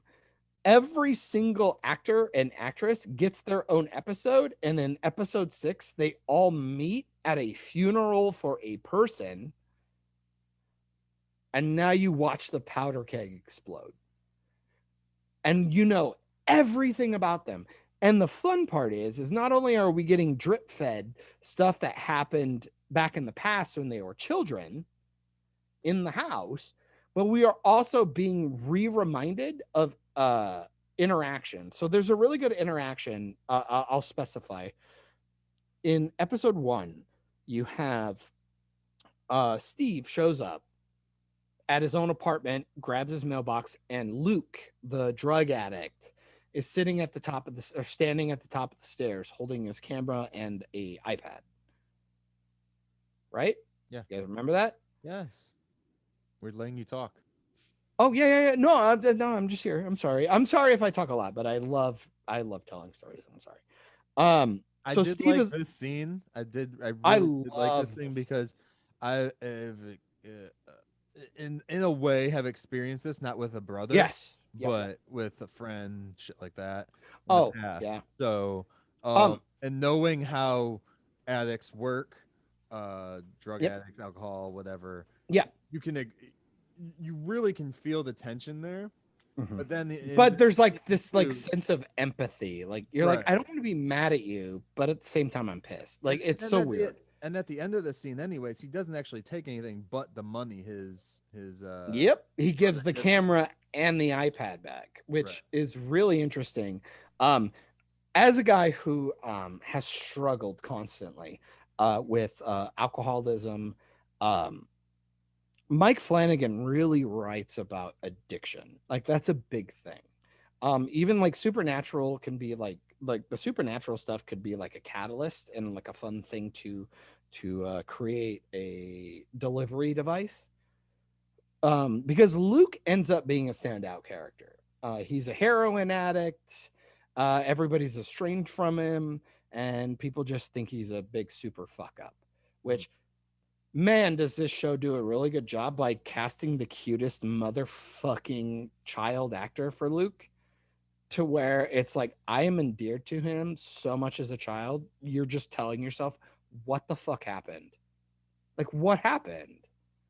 And that scene where he's standing in the hallway at the top of the stairs, the irony of him being in the, you know, Obi-Wan would know what I'm talking about. He's got the high ground, but he's being chastised by his older brother, who in the flashbacks, you can tell, loves him unconditionally, always looking for him, always trying to figure out, finds him in the treehouse, talks about where he is, really worries about him. So that's a really strong connection between those two, to a point where he's willing to give him a bunch of money and going like, look, I'm not like, I'm pissed, but like, man, can you just, I need those. I need those for work.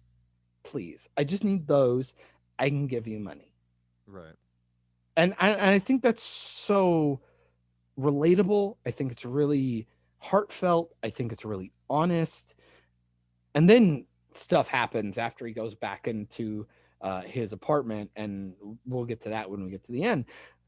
But when the Luke episode happens, you get to watch him all the way until that point. And then we watch that scene again. It's completely shot differently from his perspective. And it's really fucking interesting. Well, yeah, it would show how we all perceive our own Exactly. events differently within life. Like you don't know, like, what's the don't know how other people are interacting with a certain event compared to how you would interact with it. Well, it's the meme on Facebook or Twitter or whatever. The idea that everybody's struggling with something. Be careful. You don't know. And granted, that's a dangerous slope, so be careful. Pay attention. Don't put yourself in harm for the sake of others when it comes to just randomly. But, appeal to your principles and your mindset, and be safe, and then help people where you can. And I think the show does a really good job of that. Like, we're family, but there is a point where you have to go, okay, what are you doing? Yeah, get the fuck out. What are you doing? I want to help you, but you're willing to kick in my door, break my locks, steal my stuff. Okay, how much farther is this going to go? All right, let me help you now. And hopefully I can get to you later. That kind of shit. Yeah. And I think it's really interesting. I love the dynamic with this family. And the idea is that Steve is the oldest one who has a successful career, but like, it's not like the other ones are hurting. Theo, who wears the glove, the really hot one, by the way, who looks like a young Angelina Jolie, and I want to marry her. She's like a psychologist thing. She's the one in the bar who ends up banging the Asian chick. Aside from the fact that she's super hot and I love her.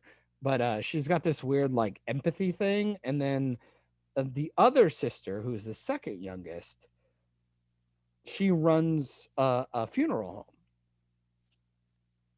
Right. I just find all of that shit interesting. And then you have Nell, who is essentially our protagonist, even though she's not front and center. It's the weirdest thing, is that Nell is our protagonist. The whole entire story centers around her and her mom and the house.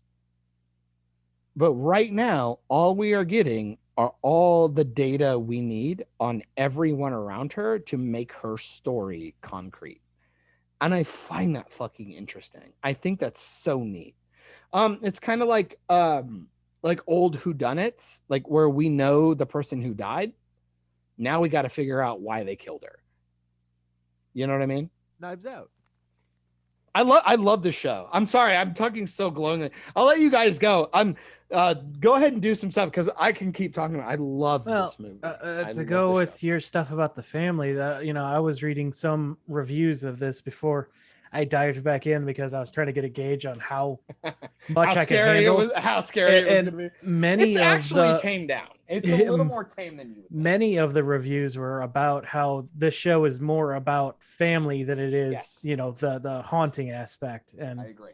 So, if you're into that stuff, which is good, because I want to see more of the development of it.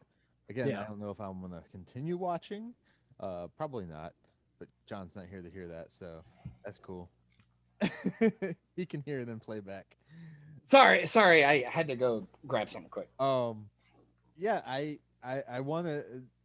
If you're going to do a show like this, it's better to. like The Walking Dead. It's not about the fucking zombies. It's about the people.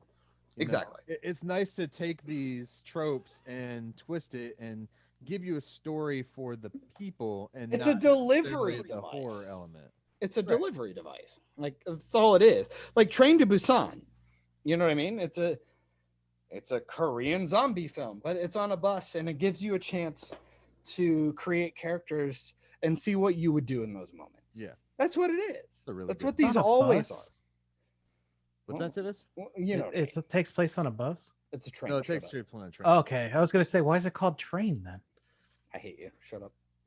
Maybe I was thinking about Shang-Chi. You know, Asians on a metal tube. I don't know. But That one.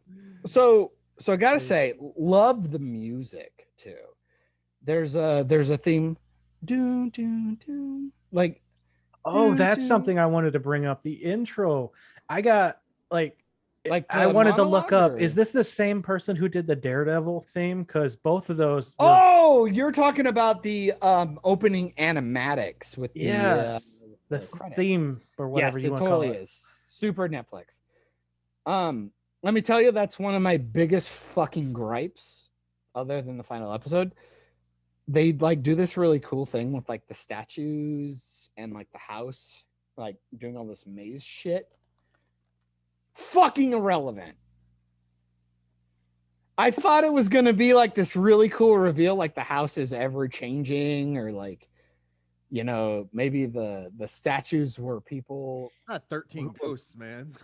Well, no, but like the opening animatics really tell you like it's like this like old Winchester house where it's like it's a labyrinth and things change and blah blah blah. Because the big thing is about this thing called the Red Room. Mhm. So I'm not gonna spoil that, but like yeah, fucking useless. The animatics mean absolutely dick. They're just really pretty and the music is solid. And go fuck yourself, film, for not giving me a fucking payoff on that. That actually pissed me off. It really made me mad, especially because it was one of those openers that I just refused to skip. I just refused to skip it because I enjoyed it. I loved the music. I liked how it looked, and it got me set. It was kind of like Game of Thrones. I never skipped the Game of Thrones opening. I just never did. I loved it, and we all know how that turned out. You just love watching things that just suck at the end, huh? I'm not gonna lie, there are a lot of shows that just refuse to stick the landing. Like, I don't know why. I think it's you just don't want them to end. No, it's like I'm not in a minority on this. Like Midnight Mass, I keep bitching about. It's the same guy who made this show, and he fucked up the ending again. But Bly Manor was good. It's not my favorite. I would watch Haunting a Hill House and Midnight Mass way more than I would ever watch Bly Manor. But there is some good shit in Bly Manor, and that's an actual solid show all the way through. The Newton brothers are the composers for this, and they've been working with Mike Flanagan on all of his projects since Oculus. That makes sense. I mean, they're good, man. They're good. They know how to make a nice little motif, like a nice little theme. And I would make the argument they overuse it, but I only notice it because, again, this is episodic. Right. So the idea is you would take like a week off and then watch it, or a couple of days off and watch it. So obviously it sounds repetitive when you watch it over and over and over, and you watch, So are you saying this isn't really a binge type show? Yes and no. Okay. I would say if you binged it, you'd be fine. I think I don't know. Tivis might have like an aneurysm or something. gets so scared that he like shits his pants. If I said anything, if I had to be a pretentious prick, let me put my pretentious. Let me put my pretentious hat on and go. I went to film school, like a fact. I would say watch it and dwell in it. These are really long monologues. You don't get that shit anymore in movies and TV shows. 2 2-minute long monologues where somebody just says something. watch the scene again. Take a weekend, enjoy it. I've even gone back and the EFAP guys did a roundtable on it. There's like 8 people watching these shows. So they'd watch the show and then they'd talk about the episode for like 30 minutes and then they'd go into the next show and so on and so forth. So I've finished the season 3 times by then and I was still finding new shit because there's 8 people. That's 16 eyes, assuming you didn't, lose one, at the war or something. Oh, Thor style. Well, you never know about Nick Fury. He could show up. I'm actually worried I fucked that math up, but I'm pretty sure I nailed it. So the idea is you got all these people watching this stuff. There are ghosts and ghouls and goofy stuff happening in the background that I missed. So now I'm just not even listening to dialogue. I'm barely paying attention to the music. I'm watching the production. Like, this is something I haven't seen achieved for years. So much stock and appreciation and effort went into this on every level of production. I could get that. I get the same feel with Gravity Falls. I haven't. TV show? Yeah, cartoon, but okay. A lot of hidden shit all over the place that you will never catch on the first watch, or second, or third, or fourth. I don't know. Like, I know everyone thinks the production value on this is just magnificent, but from what I saw in this episode, it doesn't look like anything different than I haven't seen in sure things, Well, I think the issue depends on the budget, what their budget was. Well, if they worked on a lower budget, then yeah, this looks great for a low budget. What I would say is I think you and I have a different definition when I'm speaking on that. The idea of, like, does it look super spectacular and pretty and glossy like a Last Jedi or something? I don't want that though. But what I'm talking about with this, I'm talking about like elements in the background. There are ghosts. Nice. There are ghosts in the background that you just didn't see. And every child has a specific ghost following them around. Mm-hmm. And you don't find that out till like way later, and you don't even know if they mean anything. But whatever, this is a haunted house, and you forget there are ghosts in it. In almost every scene, if the lights are out, there's probably a ghost somewhere in the corner. Talk about effort, dude. That's effort. You're putting someone in a costume, you're putting them in makeup, you're doing something just so they can go, moo. And nobody probably even fucking saw them until someone pointed it out. You know what I mean? You know what I mean, Vern? I think that kind of effort should be rewarded. I really do. Regardless of whether or not, like, I still go back and watch Terminator 2 and see shit I missed. Like, still one of my favorite Easter eggs I found 10 years later after the fact was that Robert Patrick trained himself to not blink when he shoots a gun because he's a robot. That's what he said. He said, I want to make sure I never blink when I fire my gun. Mm-hmm. Go back, watch the movie. He never blinks when he shoots a gun. That is dope. That is effort. That is effort that we might not appreciate on the initial viewing, but once we learn that, you bet your ass you're going to watch that with a different perspective. Yeah, definitely. You can't help it. Almost everything. There's lots of effort. Well, not everything, but not everything. That's not true. Lots of effort put into it. I mean, even take Ernest. Like, there's lots of effort of him. Look at that. Practicing the voices, knowing what his facial features are going to be. Oh, the like trolls. Everything. The house, the tree with all the stuff. It's all practical looking shit. People worked on that stuff. All the silicone in society and the lube everywhere. But you're telling me right now you're not watching that film going like, ooh, that CGI sucks. You're not doing that because they're not giving you an opportunity to use that as a weapon. Right. All you're going is, oh, that scene was silly. That's I mean, what you're they're doing saying. You're in. CGI. You're in the movie. You're If they're in the using movie. CGI right, you shouldn't know it's there. Well, it's same with editing and music and stuff. Like it just should be an emphasis on what you are experiencing. That's the whole point. And people forget that starts with the script. And I think a show like this really, really emulates that idea. It really, really shows you that I need these actors to give my words out and understand what I believe that I am saying to you. And this is what my characters believe. These are their personalities. This is how they're going to behave. This is how they're going to behave moving forward. Yeah.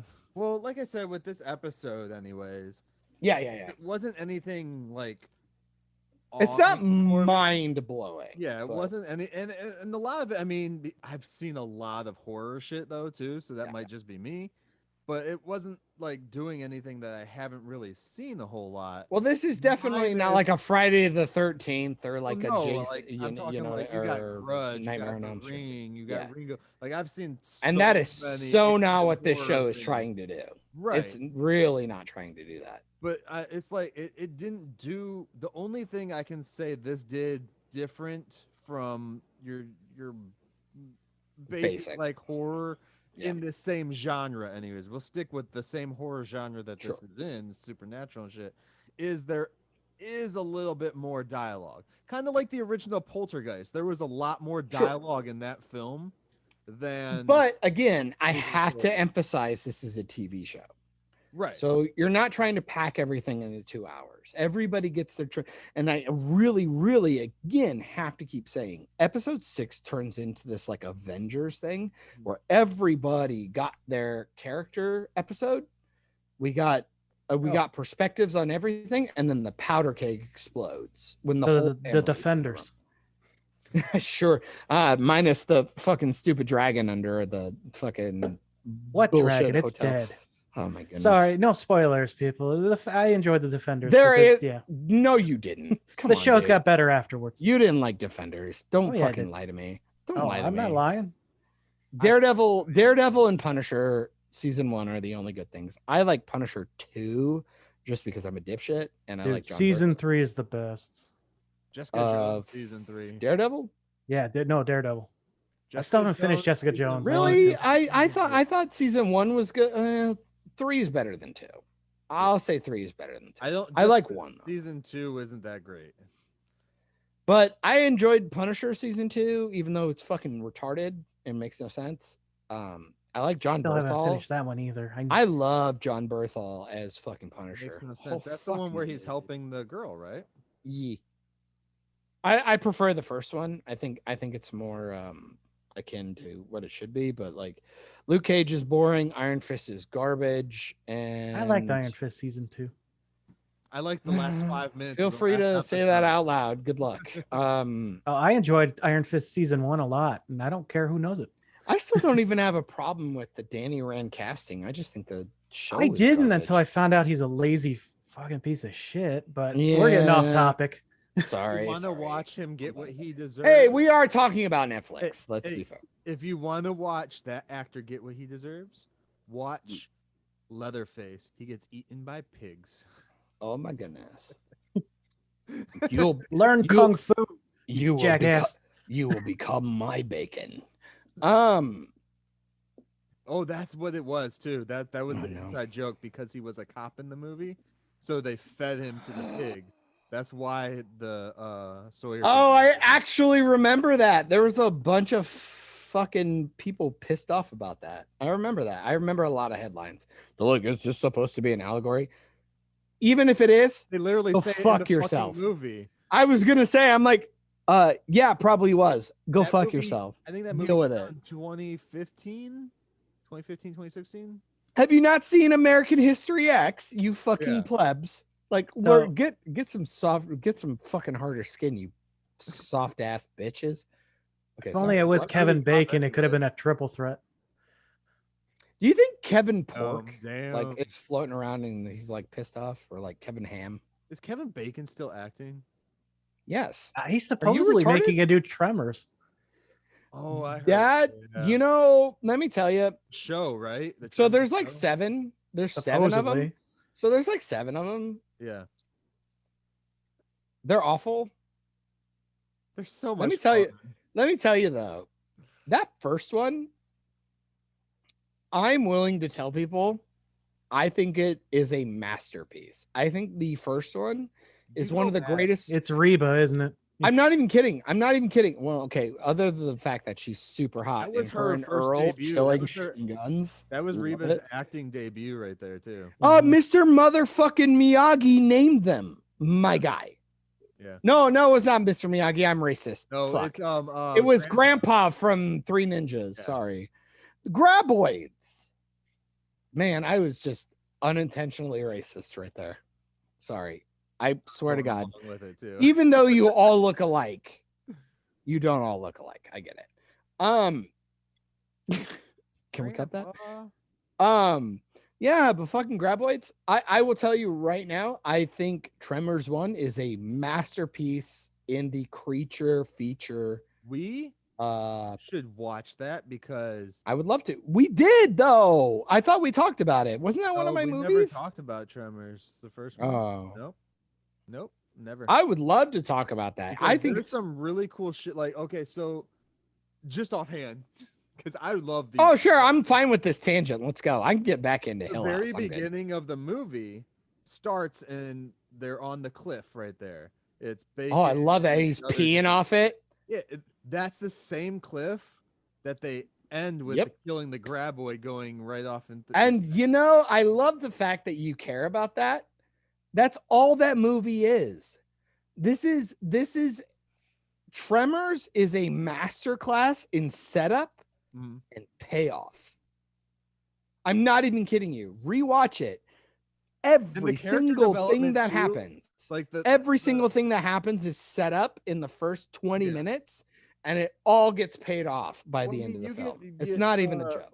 get the relationship between the two as well. It's kind of like almost a father and son relationship, even though they're about the Yeah, same just age. best friends. Just best And- friends. And Fuck it's it. like the one's like, yeah, no, these girls aren't good enough for you. But by the end of the movie, the one girl is good enough for him, and the guy gives him the nod. I'm like, yeah. Well, and can I even say like this is the payoff. kind of shit I talk about. Like, How do she I know loses- this movie so well? But I gotta say, like, remember when she loses her jeans because of the barbed wire? Oh yeah, the obligatory underwear. See, the problem is you said that. That's the problem. Back then, it was justified. It made sense, and I even make no, the it argument. totally is justified. I never even noticed. As a kid, I didn't care. We all wear underwear. Fucking deal with it. But now, like, that scene would happen and they do a fucking close up of her vagina or something. And then when she ran away, there'd be a close up of her ass while she ran away. Like, Or the director that's would the- have to do like 500 hours of time saying why he had to have that shot in the movie. Exactly. But like then, like, it's justified, it's quick, they're running, it's fine, and she gets pants like 2 or 3 scenes later. And Yeah. it's like it all makes sense. It makes sense and it's good and it's not over glorified. And if it happened to one of the dudes, nobody'd give a shit. And Grandpa dies. I really am sad that Graboid Man dies. He shouldn't have. Sad. That's horseshit. I wanted him in the second Rip one. off He his should have died in tum-tum the to second help one. him. Damn it! Ah, Cole! Someone call Rocky. Rocky could have stopped him. They went right into. No, because Rocky loves Mio. Rocky loves Emily. No, Mio. Rocky loves Emily. No, Colt loves. no, Mio. Yes. nope. Rocky loves me. Oh, Rocky. No, loves that's the. me. Oh. Look it up. Look it up. It's the right second now, movie. bitch. It's the second movie when they go to Japan. You're wrong. I'll tell you, you're wrong. Rocky loves me. Oh, Rocky loves me. Oh, Colt's a fucking faggot. Oh, cut that. Colt's a bitch. He doesn't like anybody. He's like the sourpuss, and nobody would like him. Even if he was gay, a guy wouldn't want to fuck him because he's just a bitch. I mean, he was a kid too, so. We still dick. Yeah. Fuck him. Colt is the one that likes the Nope. girl in the second one. No, you're talking about the third one. When the Indian chick. When they're on like the native reserve or whatever. Rocky loves me. Oh, I know for a fact Nope. That's it. Rocky loves both of them, What? Mio and Emily. Okay. Well, because Emily was from the first one, Yeah. Mio's from the So second. we were both right. No, you're not. You said Colt did. I said Rocky loves Emily. All right. Tivis, What are we doing? Tivis, he's literally being recorded. He said Colt like 4 times. He I said Colt likes said Mio. Mio because I thought in the next movie it just went to the other brother. So he's I was wrong, wrong. right? I was wrong with that part. Yeah. Oh, you actually At said least it. one of us Oh, I would be a can't big believe it. man about it. What do you mean, big man? I was correct. What do you want me to apologize for being right? Yes. You fucking liberal piece of shit. Yes. How dare you be correct and use facts and logic? How dare That TV show is underrated. Wait, what? The show Tremors Ninjas? TV show. Oh, Tremors. I've never even heard of it. I told you Oh, about it. dude, you got to give it a watch. It's good. Is it new? Is it new? Like, how new is it? No. Like 90s? No, Oh, not that. Fuck. I was gonna say it's not that old. 2000? 2016? No, I was we're in talking like 5th grade, 2016. so 2003. Yeah. Holy fuck, is that old? But Kevin Bacon's trying to get a new one going. Which, you know what? If Kevin Bacon's in, I might give it a try. It's a creature feature, so I'm not gonna put the bar like super Yeah, high. sci-fi, probably. No, if it's on sci-fi, then it's dead in the water. But no, dead ass. If it goes on sci-fi, it's dead in the water. Like, I'm sorry, you're That's just fair. not gonna get that CGI budget, and you're not gonna make fucking The creature first puppets. TV show was on Sci-Fi, but nobody you watched it. But you understand what I'm saying, right? Like, they're not gonna get the budget for like puppet houses and shit like that. Here, let's Okay, go sorry. Back to Hill House. Sorry. I want to jump. Fun to the tangent. end. Go watch Tremors. I want to jump to the end here where we get the Yes. reveal of the episode. Oh man, that's so good. And then, so this is after the hallway scene with I called this Luke. ending. I called this ending. How'd you call it? Dude, the second she was going into the house, I was like, oh, she's dead. Okay. I was like, she's dead. And then the second you see her in the apartment, I was like, that's a ghost because she's not fucking talking. Interesting. That's interesting. Tivis, what do you think? Did you get that vibe? I actually So you didn't watch it. was told that ending before I finished watching the whole thing, but if I did know, I don't know if I would have guessed. I will say it did feel a little telegraphed. But I think the reason why it works is because it's super telegraphed. I agree with Michael. I 100% assume that. Mhm. I think it works because you have such a human moment with Luke, and he has to deal with him face to face physically and all that Well, stuff. it works for the characters. It works for the characters. Oh yeah, definitely. And well, It's the Nell is. audience, I'm not too sure if it works for the audience. Oh, and my dude, trust me, Nell. Again, I gotta say, Nell is essentially the center protagonist of this show. Her not saying anything is awesome. I think that's great. While she's in the corner of the room, blah blah blah. But the idea that we go from this really personal and what do I want to say? Intimate moment. And then he, like, we see like the locks broken on his house and stuff like that. So maybe, because don't forget, Nell and Luke are twins. So they have this really deeper connection than everybody else. And so maybe Nell helped him. So Luke left with all that stuff, right? But Nell wanted to stay behind to tell him why. You know what I mean? Oh, but I get what they were trying. Yeah. No, and I totally agree with you. I think that's what they were aiming for. But like me going, like, I've watched hundreds and hundreds of movies. This is a setup. This is a bait and switch. And I think they nailed it, because then the dad calls and says, Nell went to the house. He's like, yeah, no shit. Now she's here. It sucks. Okay, she's here. You know what Luke did? Fucking hell, Dad. And like he's trying to interrupt the dad constantly, and the dad's like, no, you like fucking listen to me. Like Yeah, listen to me. Listen to me. Draw it out longer. Which I think is cool because you give the opportunity to let Nell sit in the corner. It builds up. And especially think about it way too long. But I think it's a good thing because you are forcing him into a room with an apparition that he doesn't believe exists. Mm-hmm. He is a writer of this stuff and doesn't fucking believe it. So now as an audience member, not that he doesn't believe it. I thought that he says that he's just never seen it. Not that he doesn't believe that they don't. Well, remember, he explains it away as it's like dreams spilling over with our mind is filling stuff in. Come on, dude. How cool is that? The our dreams spill over and it's like the ocean. I love that analogy. I love that. I did appreciate I love that. The fact that because he had said that previously and was like, well, it's the grief and you're seeing the people because you want to see them one last time. I appreciate the fact that he saw her before he finds out that she is dead. So oh yeah, it's not just a figment of his imagination. Yeah, because he has guilt. And there is an episode where you're going to watch him deal with that. And that's really interesting. Again, you get a lot of payoffs in this show. Up until season, I would say episode 7, it's just payoff after payoff after payoff. It's so good. And the acting is phenomenal and everything is so good.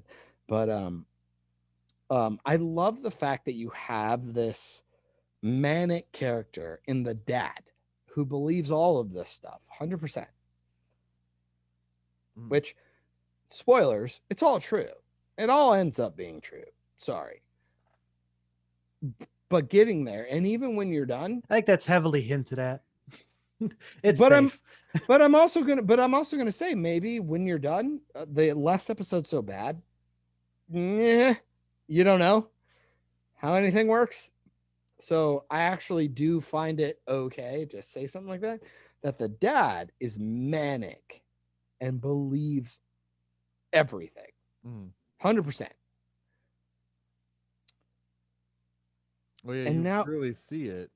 Well, yeah, but then he's calling his son, the eldest son, that he literally carried in his arms out of the house. I told him not to look, so he never saw anything either. So he saw nothing. Yeah. Or at least that's what you're told. But he leaves the house. God, his eyes were open when they showed him walking around in the hallway. I'm just saying there's 7 to 9 more episodes. Just saying. But he went off and wrote this stuff off as fiction. So now is this cope? Does he actually believe it? Maybe he does believe in it. And he's writing it as fiction to cope. We don't know. And there's a lot of actual stuff that our brains are weird.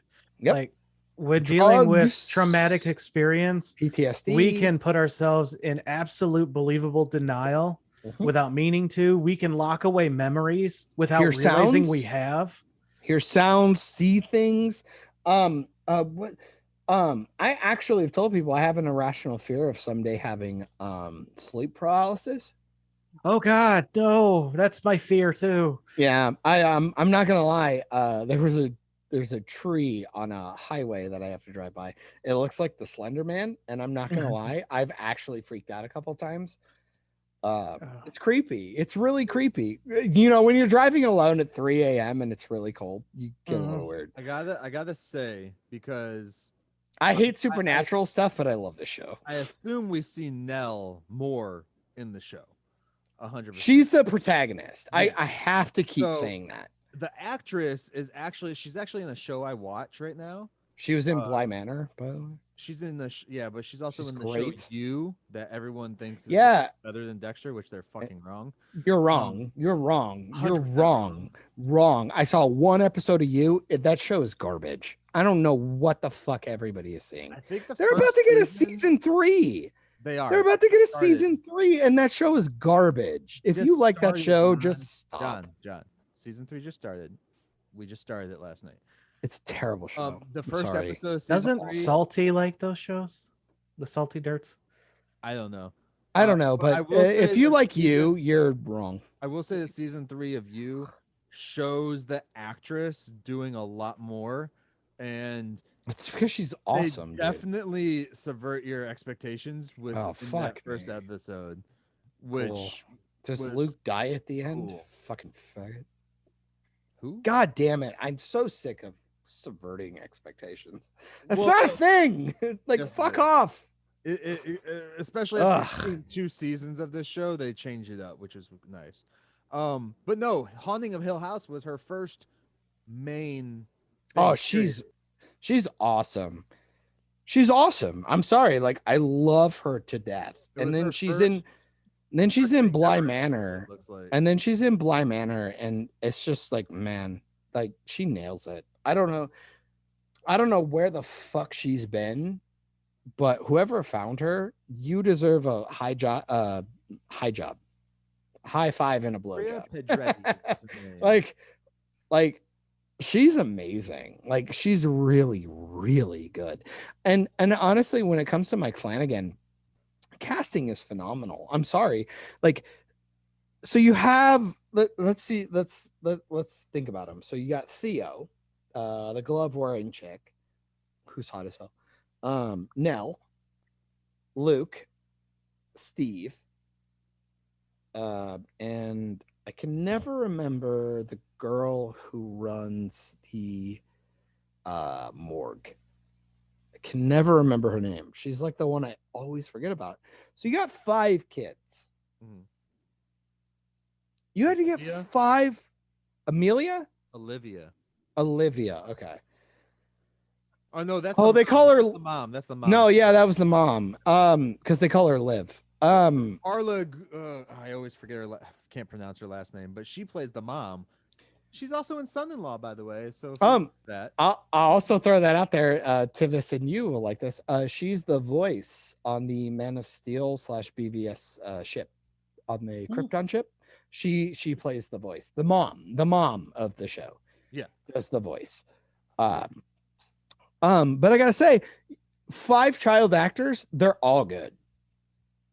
Like, I'm literally telling Hannah, I'm watching the show, and the one who plays Steve, who's the oldest son, it's got the brown shirt and the fucking cutoffs. He's the worst one of the 5, 100%. you have Worst Shirley, child actor Deborah, of the and 5.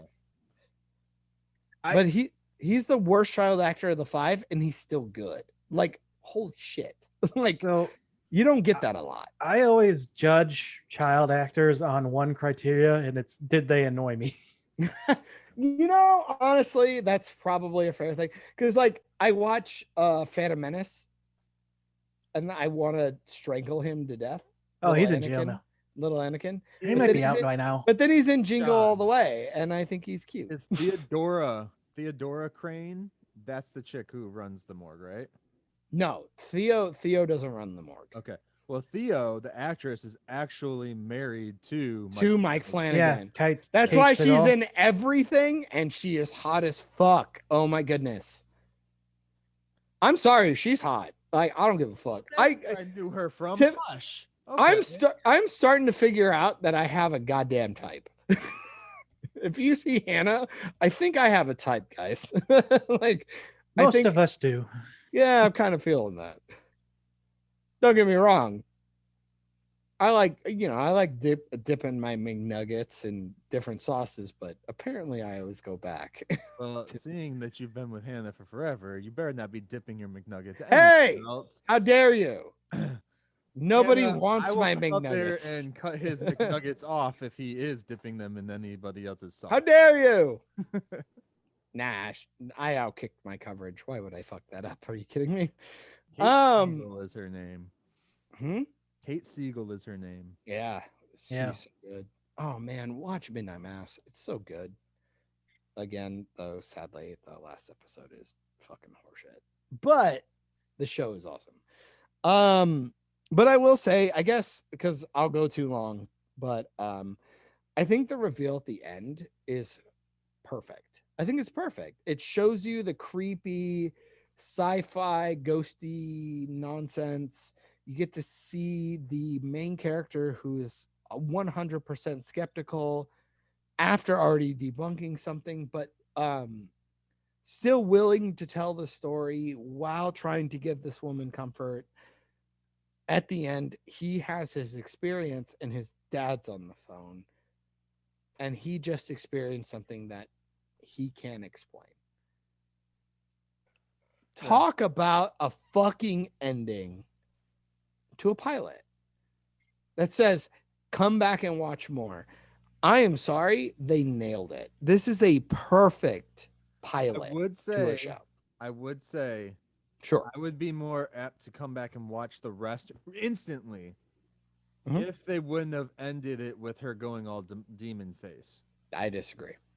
That I didn't like that part, not because I don't like that stuff, guys. Don't put that on. Oh me. yeah. But because would you like to elaborate on that? Would you like to elaborate on why? I'm kind of curious because I think it was perfect. For me, I feel it takes away from the emotion that he's going through in that scene, and then they just use what emotion is he going through? Because he's talking to his dad on the phone, and he's the dad is realizing, saying shock that and awe. Nell is dead. Yeah, the shock and awe of the death of his sister. Then he's realizing, oh fuck, I don't know so much I'm awe. That was a literally- joke. I'm literally seeing her here. That's your awe right there. But he already saw that she was there before the phone call even happened. Yeah, but now when he Disbelief, realized it, he's like, wait, confusion. did I actually see her? Am Yeah. I just like what? Well, I get to watch that I though, feel because like the dad says face. They use because the dad said that she's. But imagine if you open the next episode with her doing demon face. You're gonna go like, what the fuck are you doing? Come on. I actually have a question about that. Without spoiling anything, do Sure, they sure. address why the ghosts do that, or are they just assholes in the afterlife? Like spooking people? Yeah. It's actually kind of funny. It's actually something I don't like about the show. Does it get addressed at all, or just something that happens? It pseudo does, Okay. but not in a good way, and I don't believe you. When they say it, I don't believe you. But the idea behind it, I kind of get. Let me put it this way. When you're a ghost, maybe you're living in a happy, great life, right? You're living in heaven or the utopia, which is the house, right? You're living in the house as a ghost, and you're super happy and you feel great, and you want people to join you, right? You look in the mirror in your utopia and you look like an angel and you're wonderful and fantastic, but you're actually dead. So then when you show yourself to other people, you're a scary demon that came out of hell. So essentially, the ghost's motivation is to bring you to love and happiness. But from our plane of existence, you see, what the fuck is happening? You know what I mean? Like kind of a harpy situation or siren.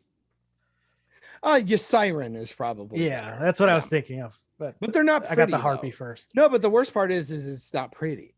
It's not pretty. It's scary. It's like you're literally Mermaids. dragging them to hell. Well, that's the bait, isn't it? Though, like bait and switch. When we talk about angels, it's not.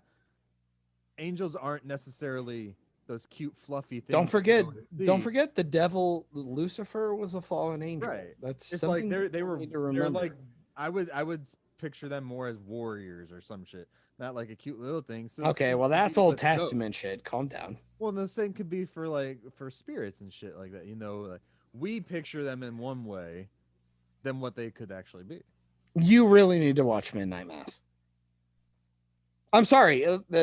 Given what you just said, 100% you need to watch Midnight Mass. You need to. 100% because you literally just gave me the premise.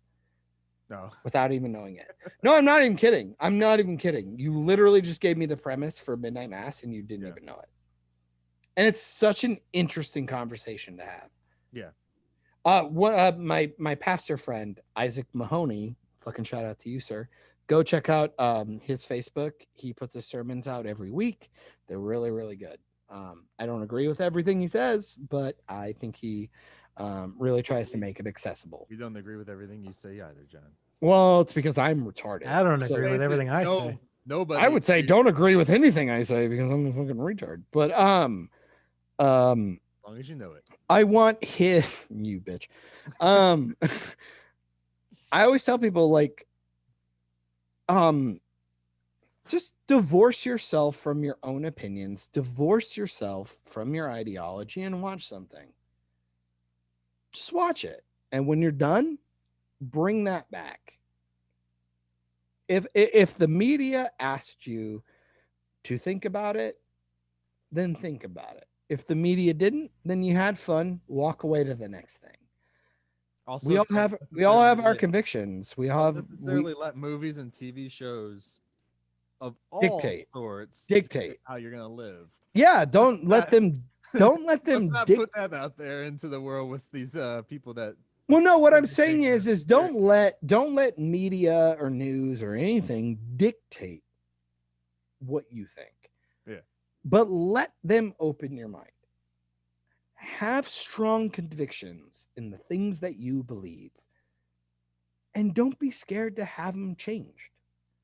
Yeah. I could watch a movie and change on something. All right. You know what I mean? Like, I understand what you mean. and I think a show like this, it really asks that you think about a lot of stuff. Family, afterlife, addiction. Mike Flanagan blows through the water some of the best ideology and what was it? What's the word? Analogies to addiction. Midnight Mass is a really good one because it's really religion based, but they have a Muslim sheriff in a Christian island. Since you're heading into it anyway, do you want to give your final thoughts? It seems like you're leading into it. Oh, sure. How about you guys do it? You guys tell me what you thought because you're probably gonna shit on me. And tell us everything, Tivis. Tell us. I'll finish mine up, and then we can close out. Okay. Well, I also have a quote too before you do yours. So because cool. I'll go first. Would you like me to do my quote and then you do yours so we can keep with tradition? Sure. Okay, we'll do that then. But Tivis, you go first, and John, everything. please. Yes. Wait until the very end. I totally get that people don't like this. Yeah, just wait till the very end. So Okay. I mentioned that I tried twice to watch this. The second Which is time, adorable, and I appreciate it. Thank you. I watched it on my phone at work on 1.75 speed with the volume turned almost all the way down. I do hate you. And Okay, now I hate so it. But- wait. It actually gave me a headache because it was too fast and too quiet, but also high pitched. just like my sex life, dude.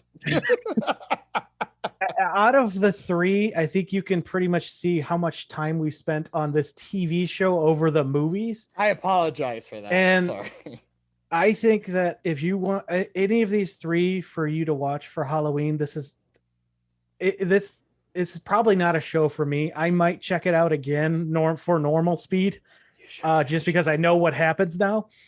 And I don't know if I'll be continuing it or not, but the premise is cool. The concepts are neat. And if there's any of these that would probably be the best for Halloween themed, it's this show. I mean, and Myke Flanagan has gotten praise from, William Friedkin and Stephen King, two top names in horror. So he's obviously got something going for him. Suck it, Michael! Woo! So even though I don't personally think it's again for me, I would recommend giving it a try. Hell yeah. Okay. Finish it, dude. Finish it. I'm telling you. At least get to episode 6. I'm telling Finish you. it all at 2.0 speed. It only goes up to 1.75, and I'm glad for that because I did not expect the headache I was gonna get. Tivis, I'm telling you right now. I will put $50 away right now, and I will buy you a Christmas present worth $50 if you get to episode 6 and don't like this show. Dead ass. That's how confident I am. To be fair, you're gonna get a Christmas fuck, I'm stroke. You're gonna get a Christmas present regardless, but you can get a $50 one if you actually get to episode 6. Oh, I don't Right. need one. Let's go. My last final thoughts. I'm just saying. I really want you to finish it. It's so good. This show is so Final good. thoughts. Shut up, fucker. Okay. Oh, I'm sorry. Again, Oh, man. The Haunting of Hill House, episode 1. Yeah, boy. Again, like Tivis said, we talked about this one a lot more than the other two, and I think it's because this has more Substance. story in it and substance, And I won't shut the character fuck up. growth than any of the other two that we saw. Sure.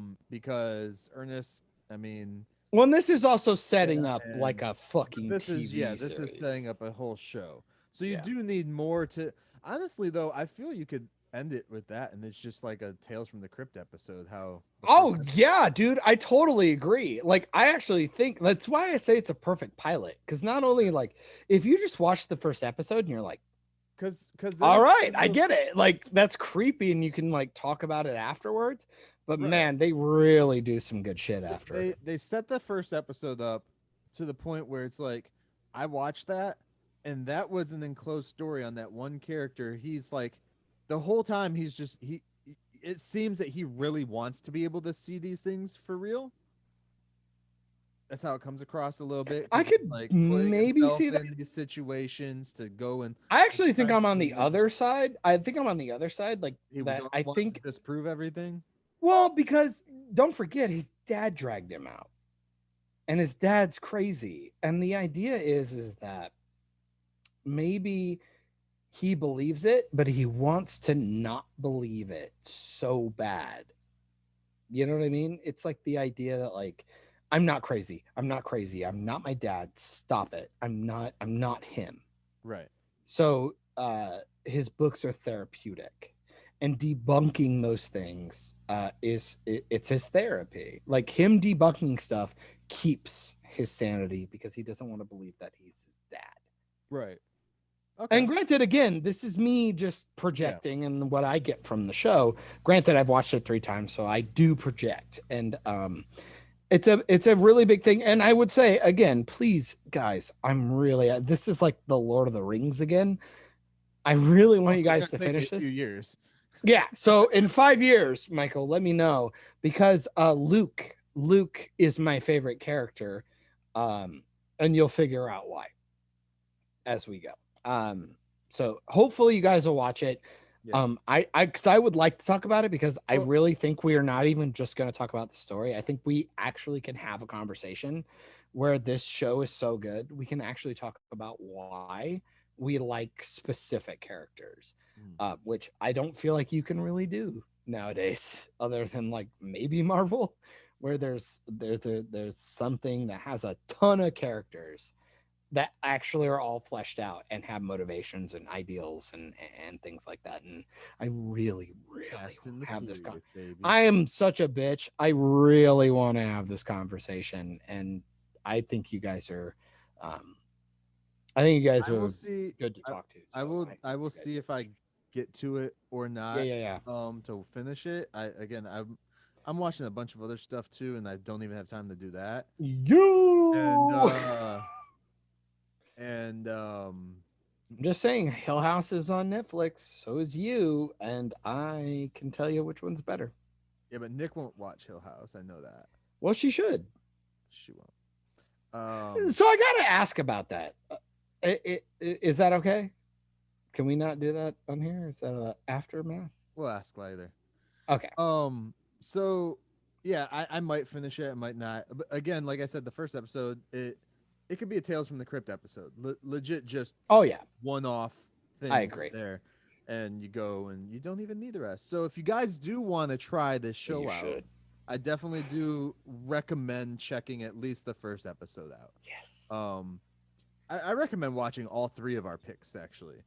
just for the fun of it. I totally agree. But this one for sure, especially if you want to see a little bit more story, little character Substance. if you want to laugh at the dumb jump scares because You're they don't you're a actually make dick. you jump. Also, Um, yes. I and agree. What's see all the funny is Myke is elements- actually praised for not relying on jump scares. huh? Myke, his whole thing is that Oh, he's not. Flanagan. Yeah, He's full of shit. He's known for not relying on jump scares. He's full of There's shit. so many jump scares, and a lot of them are No, okay, calm down. There's not so many. There's only 3 so in the many first elements episode. stolen from It's a just they're movie. really bad, but there is a huge jump scare, I think in episode 7 during a car ride, and it's fucking awesome. It's perfect.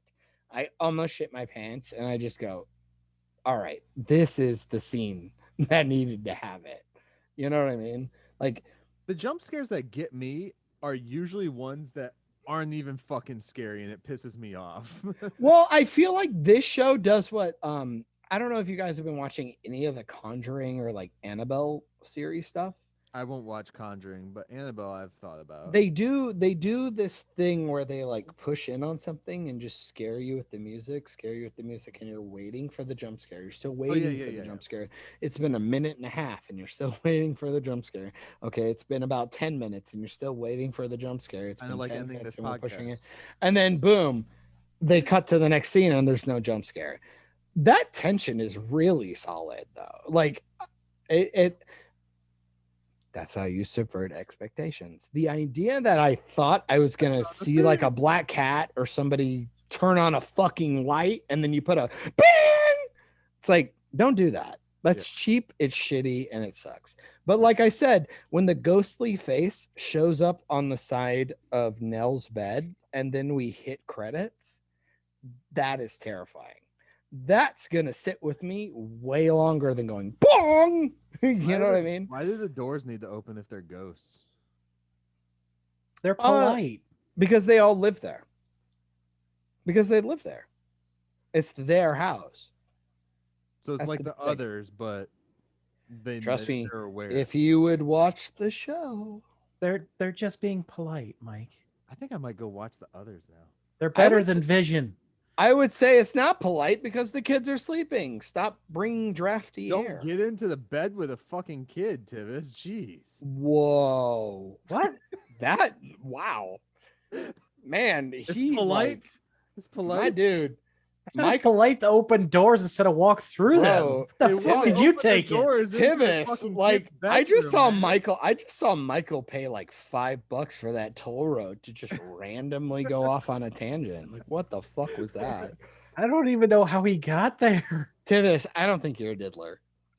It's all right. I didn't say. I would anything. hope Oh, not. Michael's projecting. That's what happened. That's Why what does happened. this always end with me being some kind of horrible person? Well, because it's you. Because you're such a nice person, you gotta be horrible sometimes. Also, we're about to have another D&D, which I can't believe we're not recording those, by the way. Well, 'cause let's they're finish this hilarious. up, and then you guys can talk about that. No, go So fuck you have a yourself. quote for us to John, and then we'll. Oh, finish me. the show up. So I get to close it out. Well, I'm not gonna close it, but I'm gonna do it.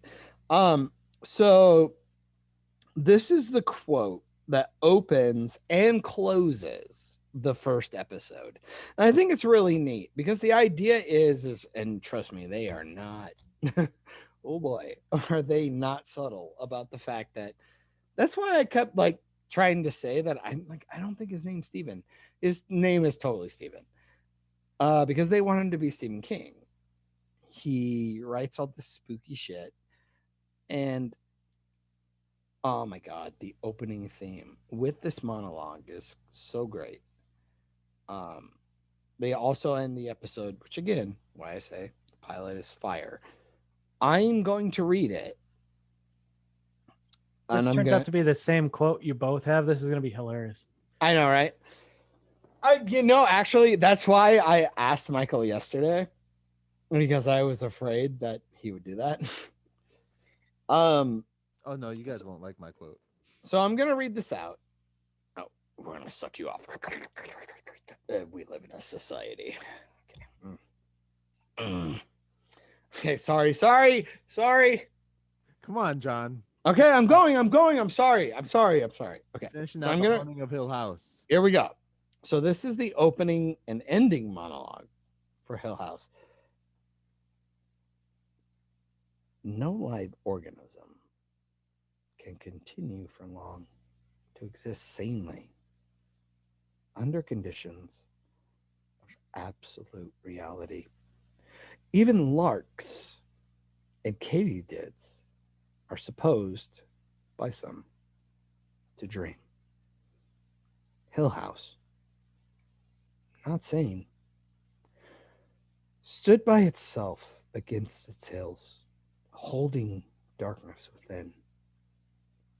It had stood for 80 years, and it might stand 80 more. Within, walls continued upright, bricks met neatly, floors more firm, and doors were sensibly shut. Silence lay steadily against the wood and stone of Hill House. And whatever walked there walked alone.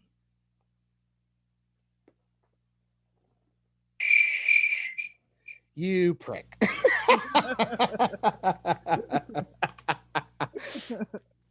What happens if they just burn it down? They talk about that.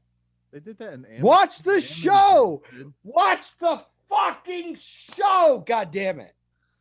Please watch Viking the show. funeral style. Just- All right, Please Tivis. watch the show. All right, Please. Tivis, guys. Hey, everybody- no. I got it. If I can get it on camera for my birthday.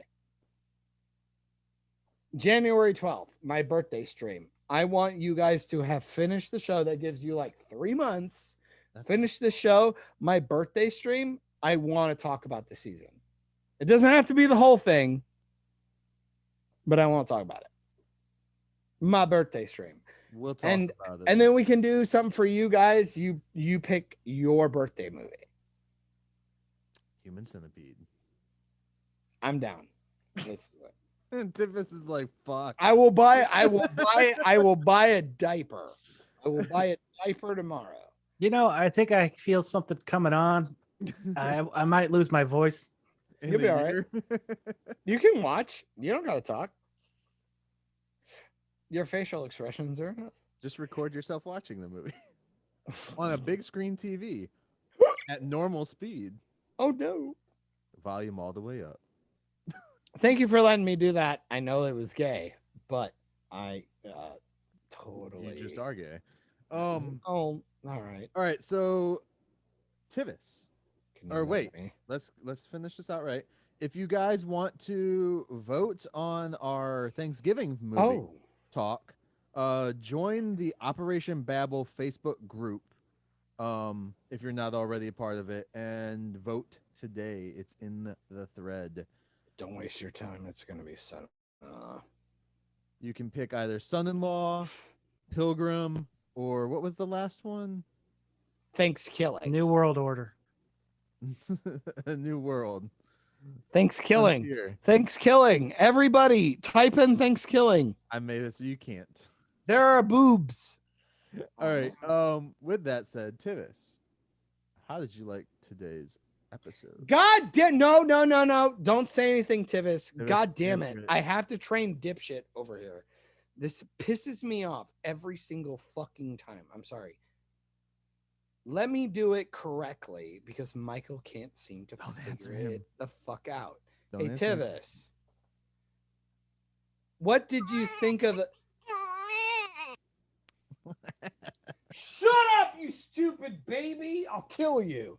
Tivis, what did you think of the podcast today? You say it, you coward. Say it.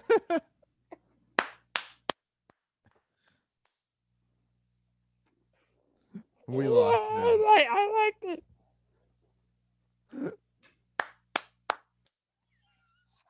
Where did he go? For real? No, just turn it off, man. Stop being the bitch. No, for real. Like that. How I understand that you're not doing video podcasts. You need to do that. Like, I'm sorry.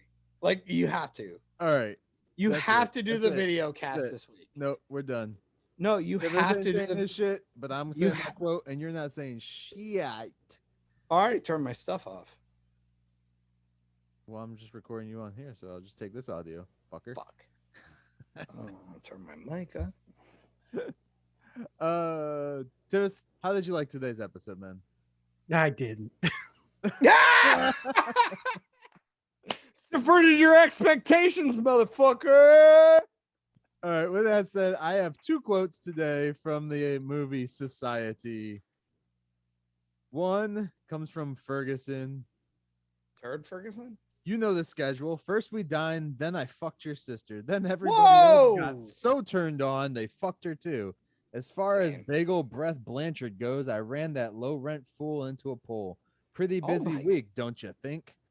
Oh my goodness. That was at the Turd Ferguson pool party. That was a line from this movie. And people, Which, by the way, if you see that scene, I actually think that's where they did the it's the same mansion where they did not another teen movie when Hottie fell in the water and then got out. I actually think it's the exact same place. Okay. All right, and my last quote Don't from today, okay me, you bitch. my last quote from today comes from Society as well, from Clarissa Carlin. Did she explain it all? Tivis, pay attention to me, you fucker. Ready? From We're about to Clarissa, finish. from Pay the attention. 1989 movie Society. How do you like your tea? Cream, sugar, or do you want me to pee in it? How about fuck my face? Cut that.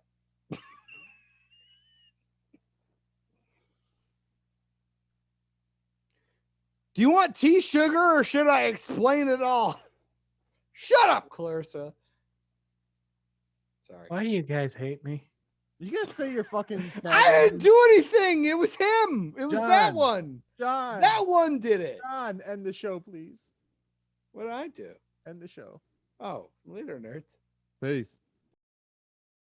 You just finished another great episode of Operation Babble. You can catch every episode of Operation Babble on all your audio streaming services, including SoundCloud, iTunes, Spotify, Stitcher, Radio Public, and more. Don't forget to like us on Facebook at facebook.com/Operation Babble, and join the conversation today by searching for the Operation Babble group on Facebook. Links also in the description. Thanks and have a great day.